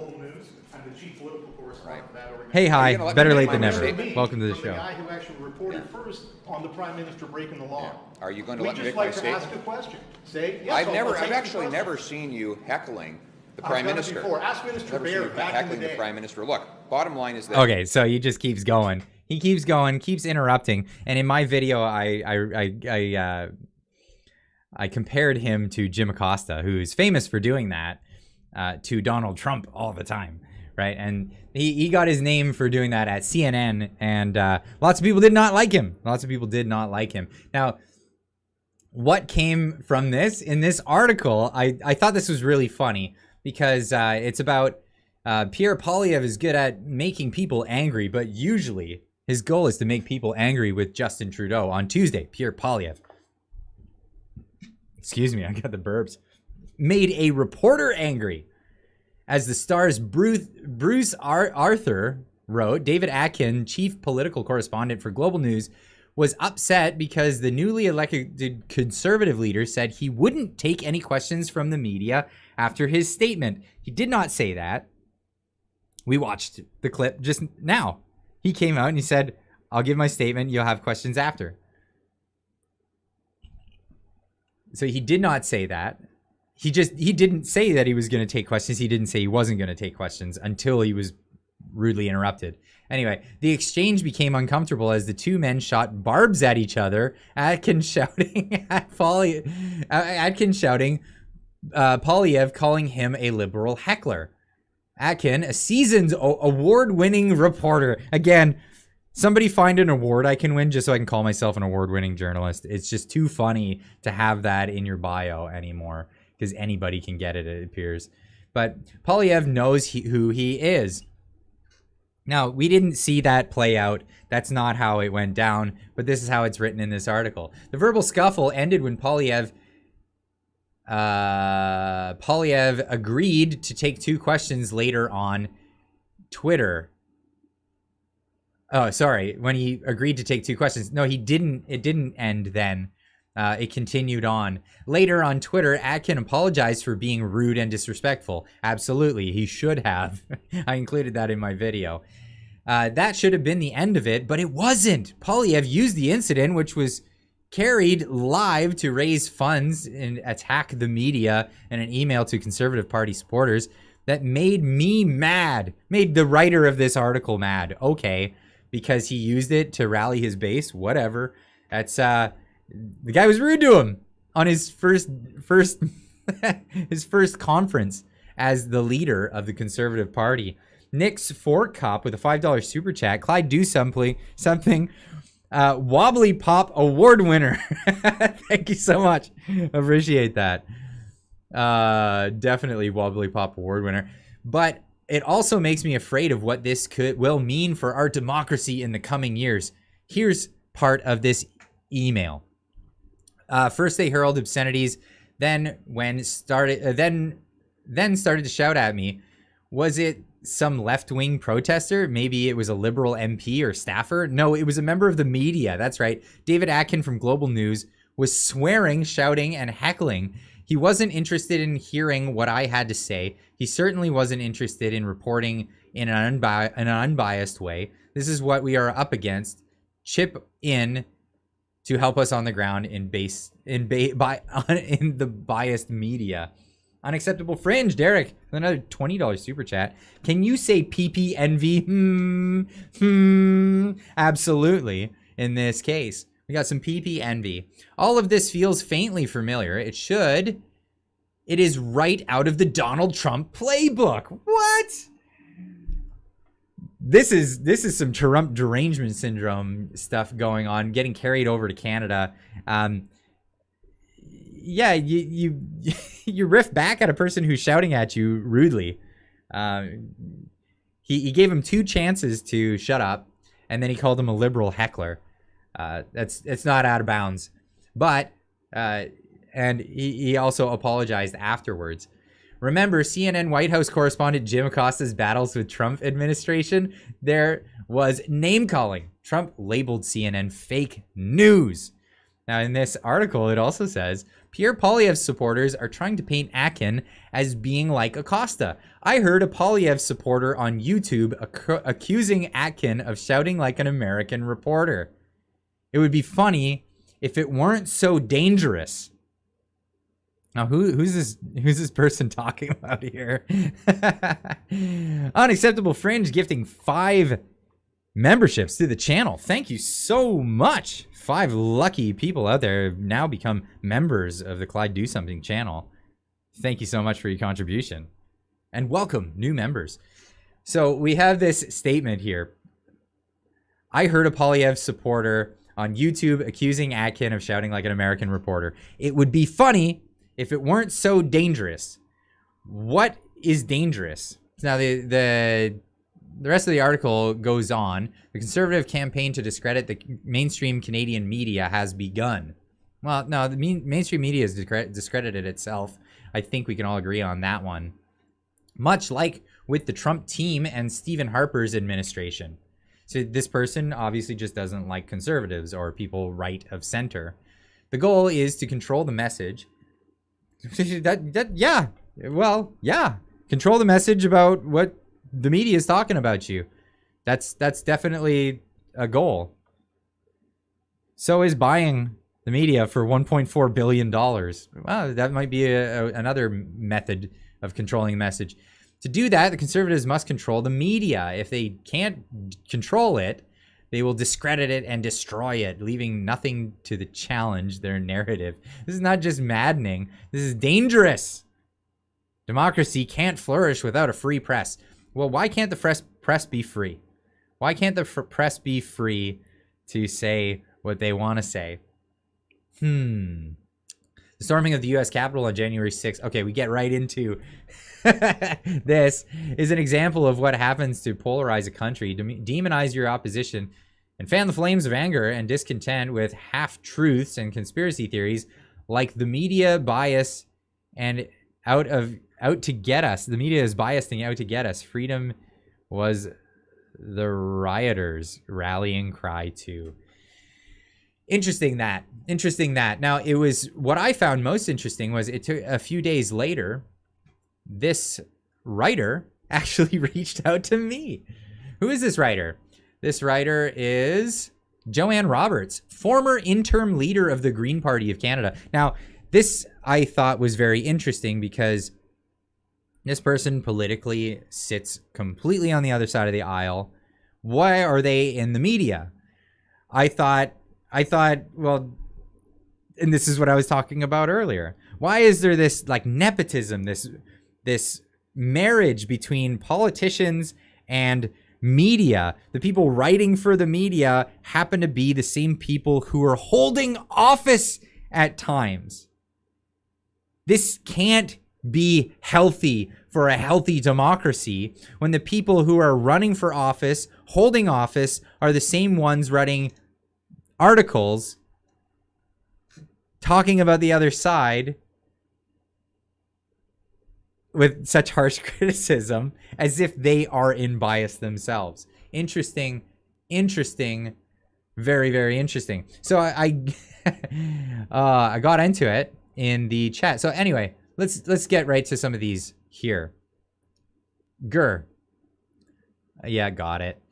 Clyde, do you have a last name, an email? Would you like to, I would like to interview you for a book I'm writing on Canadian democracy. Are you interested? Available. What's the best way to get in touch? Joanne.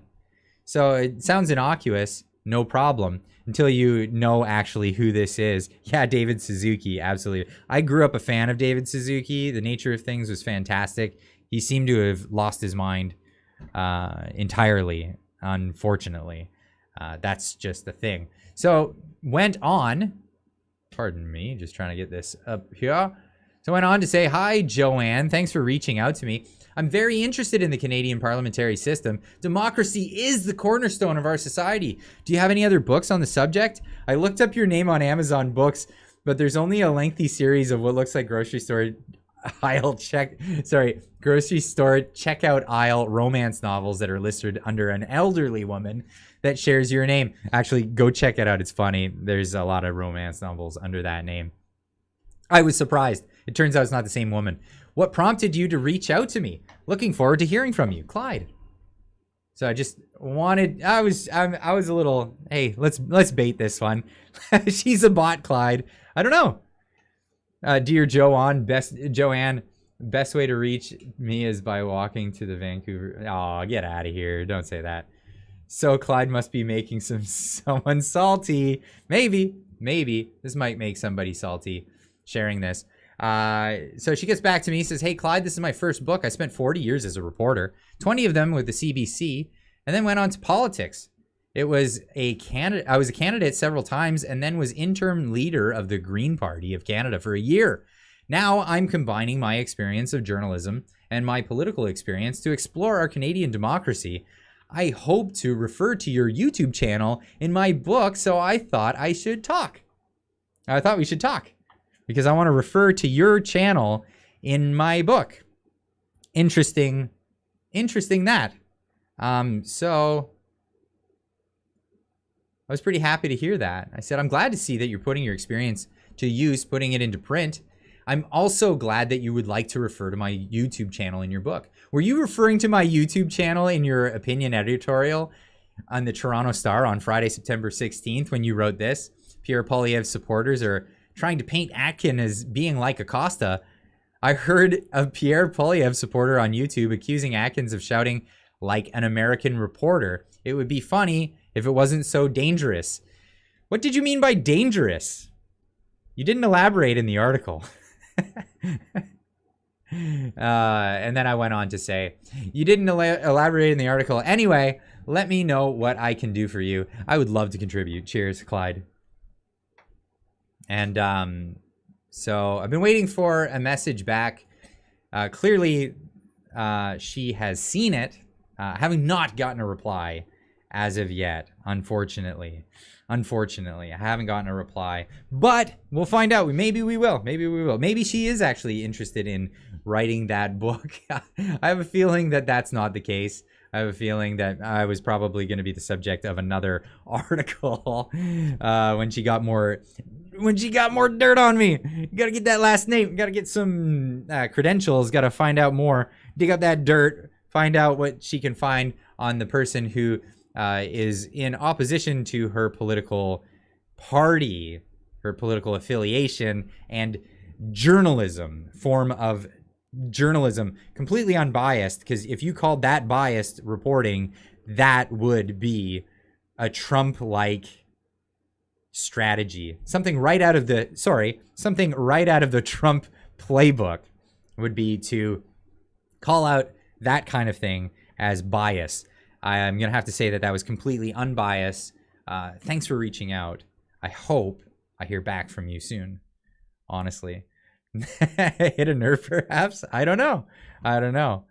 PP supporter proudly sporting a deplorable cap. Absolutely. I can't remember the name of the reporter, but it was from the Toronto Star as well, who called anyone who's basically right of center in Canada is a deplorable, just like Hillary Clinton said. David Suzuki is the most embarrassing thing that ever happened to the University of Alberta. Unfortunately, honestly, I'm really, really sad about it because the nature of things was such a good show. I learned so much as a kid from David Suzuki, and I was happy about that. But let's move on.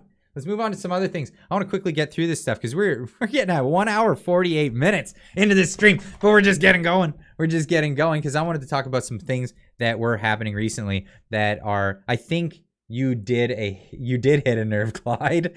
PP envy is hilarious. It is. I want to get that trending. Everybody who's on Twitter, use PP envy as much as you can. Get that thing trending. If we can get that trending, it will be lols all day, all night. But I'm seeing more memes in the Discord. Man, this soda water is giving me the burps tonight. Totally burps. Got the burps. PP envy. Absolutely. It's just too good. Just way too good. Anyway, let's get into stuff. We have, there's an Oakville teacher wanted to speak out against transphobia. Transphobia seems to be a problem in our society at the moment. There are too many people that are not tolerant of other people's preferences. And, well, this teacher from Oakville really wanted to talk about this. And, well, here she is. Hello, it's me, Mr. Hannah. I'm very upset at the fact that everybody's been making fun of me for the way that I naturally look. I'm like a father, mother to these kids. Without me, these kids would not know how to cut a 2x4 in half. In half. I am a good teacher. I've been teaching these kids how to cut 2x4s. Very good teacher right there. These kids how to do things that are going to help them build buildings that you're going to live in. So the next time you're walking on a floor and you want to laugh at me, just remember a transgender person probably helped that Portuguese student learn how to cut wood. The amount of transphobia that I'm seeing out there is disgusting. It's too much. People need to learn to understand that this. Hello, it's me, Mr. Hannah. So this has been in the news this week, and I reported on it. I did a story talking about the the situation that we have over in in Oakville, the Trafalgar, I think is how it's pronounced, school in Oakville. There's a lot of stuff going on right now. Alexa Lavoie reporting that students have joined the protesters outside Oakville Trafalgar High School to protest the teacher who has been wearing large prosthetic breasts to school. Full report coming soon at the Rebel News. There's actually a protest happening outside the school. Such a cringe story. I thought at first that this person was just trolling people, trying to get people's reaction. Of course, there's another story here from CHCH News out of Ontario, I believe. Oakville teacher gains international attention over large prosthetic breasts. The Halton District School Board says it stands behind its teacher, standing by its teacher. Yeah, the immediate joke is you couldn't stand. You have to stand behind because you wouldn't be able to stand too close in front. I changed my mind. Clyde, do something. Pronunciation award winner. There we go. There we go. Now here's the video here from that news website. This is a video captured by a student at sorry Oakville Trafalgar High School showing a teacher instructing the class on how to use a saw. The teacher has been documented on several occasions with what people describe as very large prosthetic breasts with protruding nipples that are clearly seen through form-fitting clothes. Just like getting back to that image. What's your take? What's your take in the chat? What is your take in the chat? Now, I mean, you can laugh all you want, but we'll see what's going on. Now, there was some students, and so a reporter went and asked the students, what do you actually think about this situation? Like every single class that I'm in, the teacher is like the topic. Like it's yeah, I don't know, like, and obviously the teachers have no say over it. It's just, I'll be walking in the hallways and I'll see her walking around. It's kind of discomforting to be in a school environment with that. The Halton District School Board.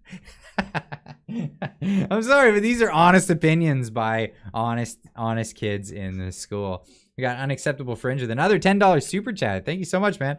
The teacher wears the prosthetic to help with social distancing, 6 feet apart from people. 6 feet apart, people. Absolutely. So that's the prosthetic.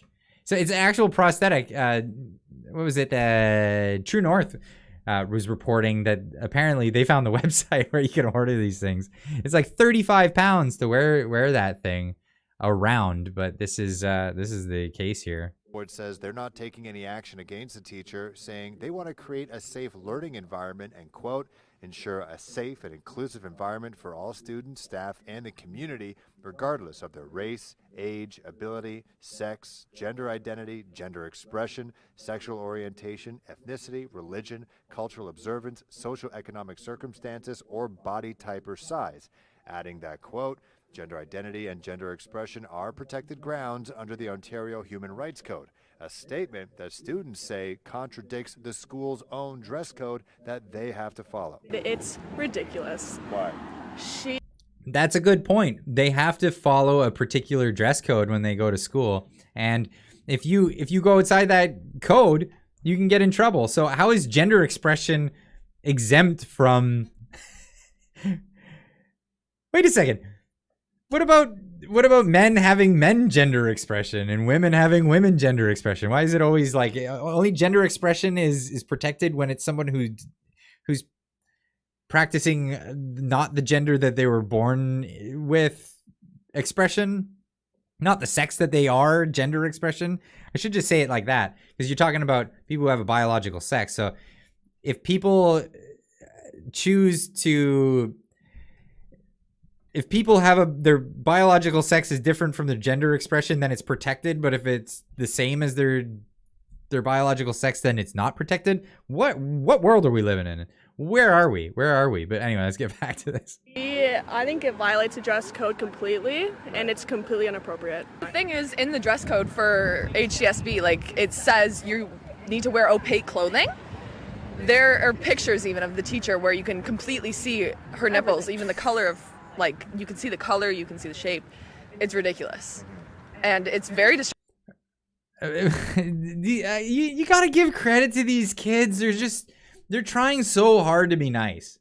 Like, and this is Canada, right? People try so hard to be nice in situations, and they're like, we could see her nipples. Like, you could see prosthetic nipples. Like, they don't. You could get the prosthetics, the prosthesis without the giant panks, like the big old, the pancakes. You don't have to have those ones. Or you could get a bra for the prosthesis. Like, what? People are trying so hard to be nice. So hard to be nice, like Canadians are. And purple nurple, yeah, that's right. Oh, I don't even know what to say here. They're trying so hard to be nice about this individual. distracting for students. Not like a good thing for like 13-year-old, 14-year-old kids to look at and stuff. So I think teachers should have to wear a business casual outfit. How bizarre is it that you have this kid who's like, he should be doing ollies. He should be skateboarding and doing ollies behind the gymnasium and, hanging out with his friends. But he's out here saying, we should really have a thing where, if you come to class, you wear a business casual, like, we're so ass backwards anymore. We're so ass backwards. We got Zach Morris trying to give business ethical clothing decisions advice to faculty here. What has happened? What has happened? Be presentable and professional in the workplace. Oh, it is just too much. It is just too much for me. Now, the idea was put past me that this could possibly be a grift. Now, I'm not going to make any accusations of what this individual is doing. I'm not going to make any particular accusations about this particular individual. Absolutely not. But in a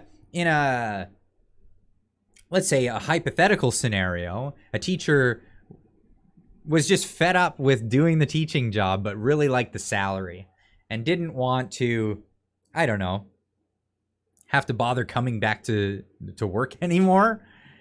I'm saying this is not this individual. But in a hypothetical situation, somebody could probably go all out with the current thing of today, wink wink, and hope to get fired.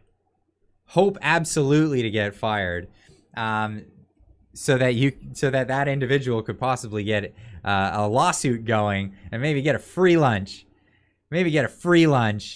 and an early retirement, and and all it would take is to embarrass yourself in front of a bunch of kids you don't like anyway. Who knows? I'm not saying that this individual is doing that, but in a hypothetical situation, someone might want to do something of that possible arrangement. Possibly. Now, it would be really awkward, though, if the school then figured that out and then doubled down and said, no, we stand by our teachers. We absolutely stand with our teachers. And we're going to accept you for exactly who you are. This might be the world we're living in. It may not be the world we're living in. I don't know. But all I know is we're all looking forward to the female to male version with the prosthesis and the bicycle shorts that gives a clear outline of bell end resembling members. We're all looking forward to that one because I'm pretty sure just around the corner. That's probably what's going on here. But it is a sad situation. It is a sad situation around the world because this ideology is sweeping across our society, and it's causing a lot of hardship. A lot of people are getting indoctrinated into it, possibly that wouldn't have taken measures for particular medical treatments had they realized, or had they not been pushed into this direction. We can get some male prosthesis ready. Jeez. I'm sure there's plenty on the market already. But it's a really sad situation because some kids are impressionable. And if you want a really good opinion on the situation, check out Matt Walsh's documentary called What is a Woman? That documentary, I think, deserves documentary of the year. Is absolutely the best, most riveting, thought-provoking documentary out there today. And if he had the chance to make it again, he would have just so much more content available because it keeps coming out every single day. But now we have a rash of detransitioners because of this whole situation. Now, we had one individual get up in front of the news cameras in the United States to give her testimony. And, well, I'll play a little part of this. I'm not going to play its entirety because it's quite long. But let's just get into this here. Over the past decade, there has been as high as a 4,000% increase in children being referred to so-called gender clinics across the United States. I was one of these children. My name is Chloe Cole, and I am an 18-year-old former transgender child.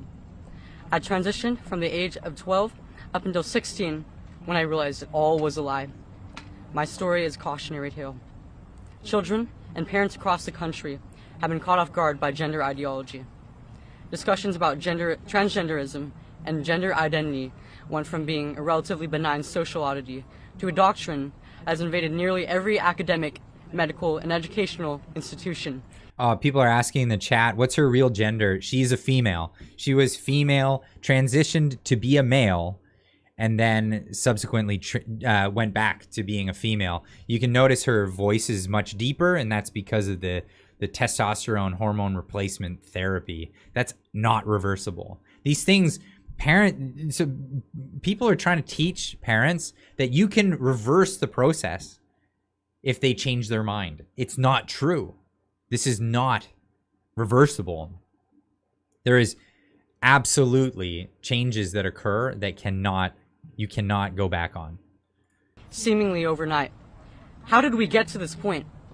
How did we get to the point where nearly every pediatric institution in the country considers it best practice to remove the healthy breast tissue of children while administering drugs typically used to chemically castrate high-risk sex offenders?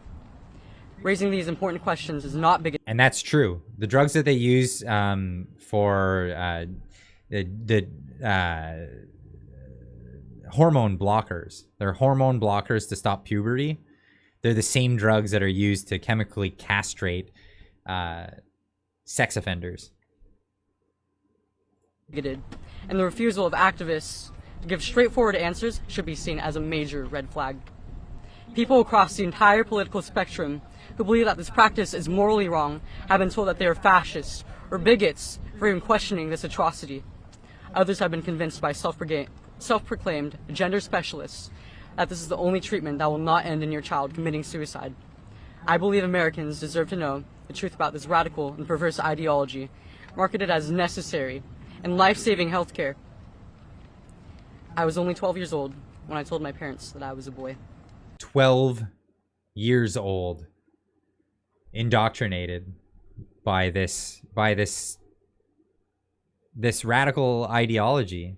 And like, I'm not saying that there aren't cases where people transition and they're better off that way. Sure, those cases they happen and people are happier that way.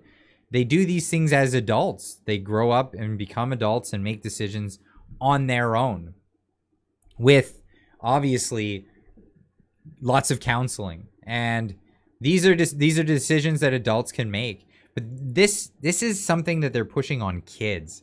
And this is just horrific that this is something that's happening right now. And if you think that this is just happening in the US, we've got another thing coming. Now, here's another tweet that went out. Billboard Chris puts this one out. He's Canadian American. This is incredibly hard to watch. Every parent needs to see this. This is the Children's Hospital of Philadelphia is training staff on how to coerce parents into transition their child. And this is a training video. So this is really good for us to know. So tell me, does your mom know about this? Well, my mom's really unhappy about this, and she doesn't know about my friends calling me Amanda. Okay.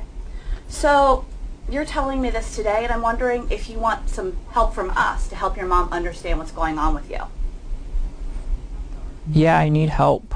My mom won't listen to me or my therapist, and it's just all getting worse. What do you mean by it's getting all worse? I don't want to look like a guy, and I don't want to get big. And since my mom won't help me get hormones, I don't like to eat so that I'll stay skinny and more female. Well, that makes a lot of sense. So you're not eating because you want to look feminine and feel more feminine? Yeah, it's kind of stupid. It's not stupid, but I would say that it's getting a little bit dangerous. Yeah, it's getting dangerous. What's getting dangerous is people involving themselves in child's lives and trying to make unchangeable decisions. So decisions that will sterilize them, decisions that will affect them for their entire life, decisions that can lead to medical issues down the road. Hormone replacement therapy is no joke. Going on hormone replacement therapy when people transition, this is for life. This is for life. You don't all of a sudden become the other gender. You're just trying to make your body look as close as possible to the other sex. I keep saying gender and sex interchangeably. It's not. But it's terrible. And this is something that they're trying to push on kids, and not just in the States. And again, this is in Canada as well. And here is a tweet from an open secret. This happened on September 17th at Vogue Theatre in Vancouver, Canada. Vancouver police report online, link to evidence below, and you can call in the cops on this, and this Twitter handle is suggesting.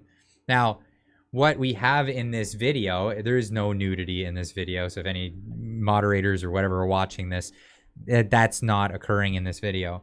But what you have here, though, is a stripper performing at an all-ages drag show while a kid in the front row attempts to hand the stripper a cash tip. This is happening in Vancouver. So this is a female stripper, it appears to be. But this is at a strip show with children present. This is, and I'm trying not to show too much of like video stuff, more of just stills. But you can see there are children all in the front row here at a strip show in Vancouver. So it's not just about the gender ideology. It's about this perversion ideology, this ideology of introducing kids to adult debauchery without a better choice of words. This isn't typical behavior that you would bring to a business meeting or something, maybe in some businesses, but this is what's going on. Absolutely. And this needs to be shown. This needs to be shown to people. Here's another one. This is from Christopher F. Rufo. It says story and documentation here. So he gets into his story here where, so this is his sexual disturbance. How teacher union promotes a how-to guide for bad things for children. This is aimed at children in schools. Careful, dude, just looking out for you. So, yeah. BC is gross, lived there 9 years. Well, I live in British Columbia, but I don't live in Vancouver. That's not the thing. But, so what this story gets into is a story about I want to call it a, how do I even get into it? So these teachers in a school board have got these special passes that they walk around with, and there's a QR code on these passes.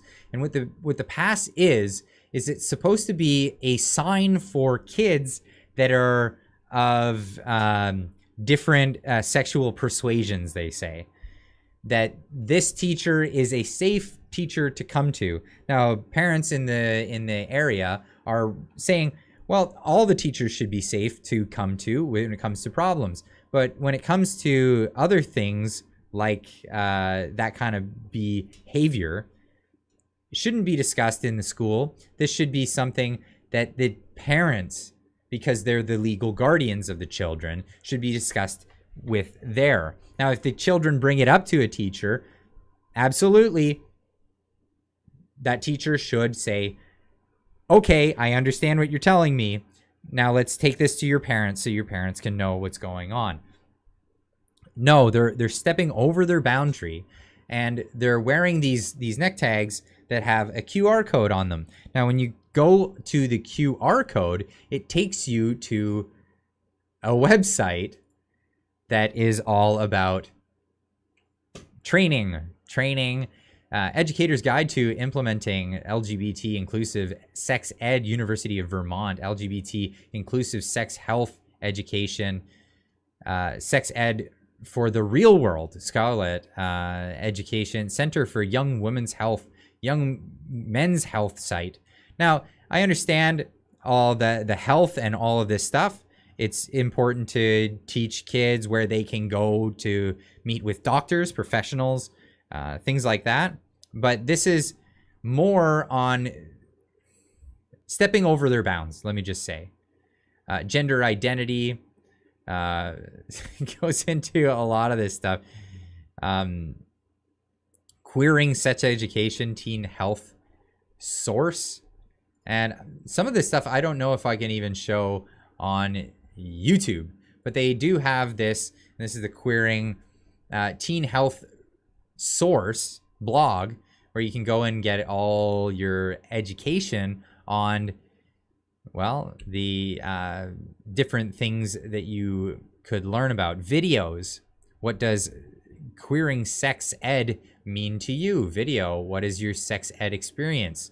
video, consent, it's a party. And some of these videos are coming from Planned Parenthood Toronto. So this is crossing international borders. This isn't just one organization in the United States. This is several organizations working together in lockstep to bring this type of education to children. Now, if you watch this video, it's not a lot of views on the YouTube, but this is from Planned Parenthood Toronto, where they have a lot of children depicted in these, and they're talking about sexual type situations in these videos. Yeah, there's way too much that there's way more than I want to get into at all in this podcast. There's way more than I want to get into, but I think people need to understand that this is actually what's happening out there. What's going on is something like this. Now, Gays Against Groomers is a organization that's been fighting against this. No, Clyde, not the Troons. You pure YouTube poison. Yeah, absolutely. But so Gays Against Groomers is a organization that's been rallying against this. Now, they've been shut down by PayPal. PayPal took them down. But Gays Against Groomers today posted out this saying, just in, while we're not allowed to conduct business on PayPal, guess who is? An organization that offers a support group to, in quotes, MAPS. Now, MAPS was supposed to be a conspiracy theory. It turned out it's not a conspiracy theory. PayPal banned us for being against pedophilia, but allowed actual pedophile groups to use their services unabated. So this is, now for people who are unfamiliar with the term, they call themselves minor attracted people, MAP for short, in a way of trying to normalize the concept. Most people just call them pedophiles and dismiss them as that. This is not something that people want to normalize in society, but this is something that there are groups that are actively trying to normalize this. Now, we talked about slippery slope arguments earlier. Now, it was a slippery slope for people to say, you introduce this, you introduce that. Next thing you know, you have pedophile groups advocating for rights. Just throwing that out there, that this is the reality that we live in. This is what's going on here. And this crosses into our borders here within Canada. This isn't just an American phenomena. This is happening here, and we need to be active. Be active in your kids' education. Be active in what's going on. Be active in what is happening. There is a group, the Blueprint for Canada. I just need to pull this up. I didn't have this prepared. My bad. Just a moment. But Blueprint for Canada, let me just get this open shortly, is a group of people that are running for trustee boards. So there's trustee board elections throughout Canada. This is the school board trustee elections are now being held across Canada. We need your vote.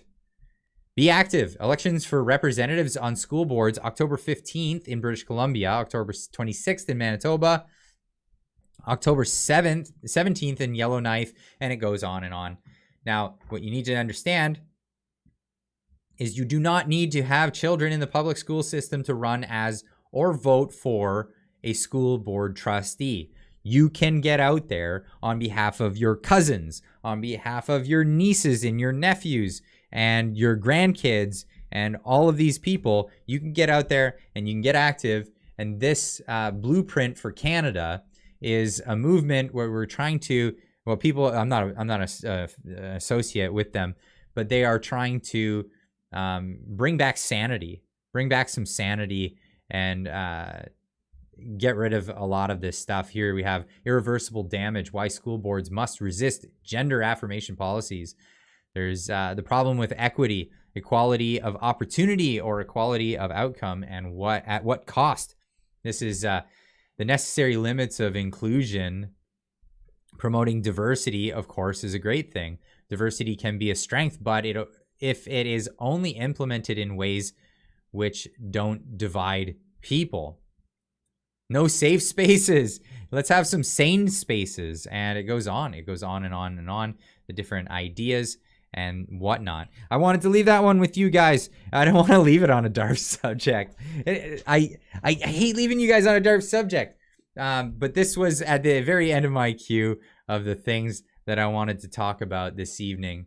Unfortunately, it gets dark very quick. So we need to get out there, check out the blueprint for Canada and see who we can get put into these trustee positions, because we need people we can trust in a position like a trustee. Tell us about your last camping trip, Clyde. All right, let's have a little quick story before I go. So last camping trip was a lot of fun. We went up to a place called Birkin, the Birkin Lake. It is way up, almost to Darcy. If you know the area on the Sea to Sky Highway, it keeps going and going and going and going. Keeps going past from Vancouver, then you go through Squamish, Whistler, Pemberton, and then you keep going on that road.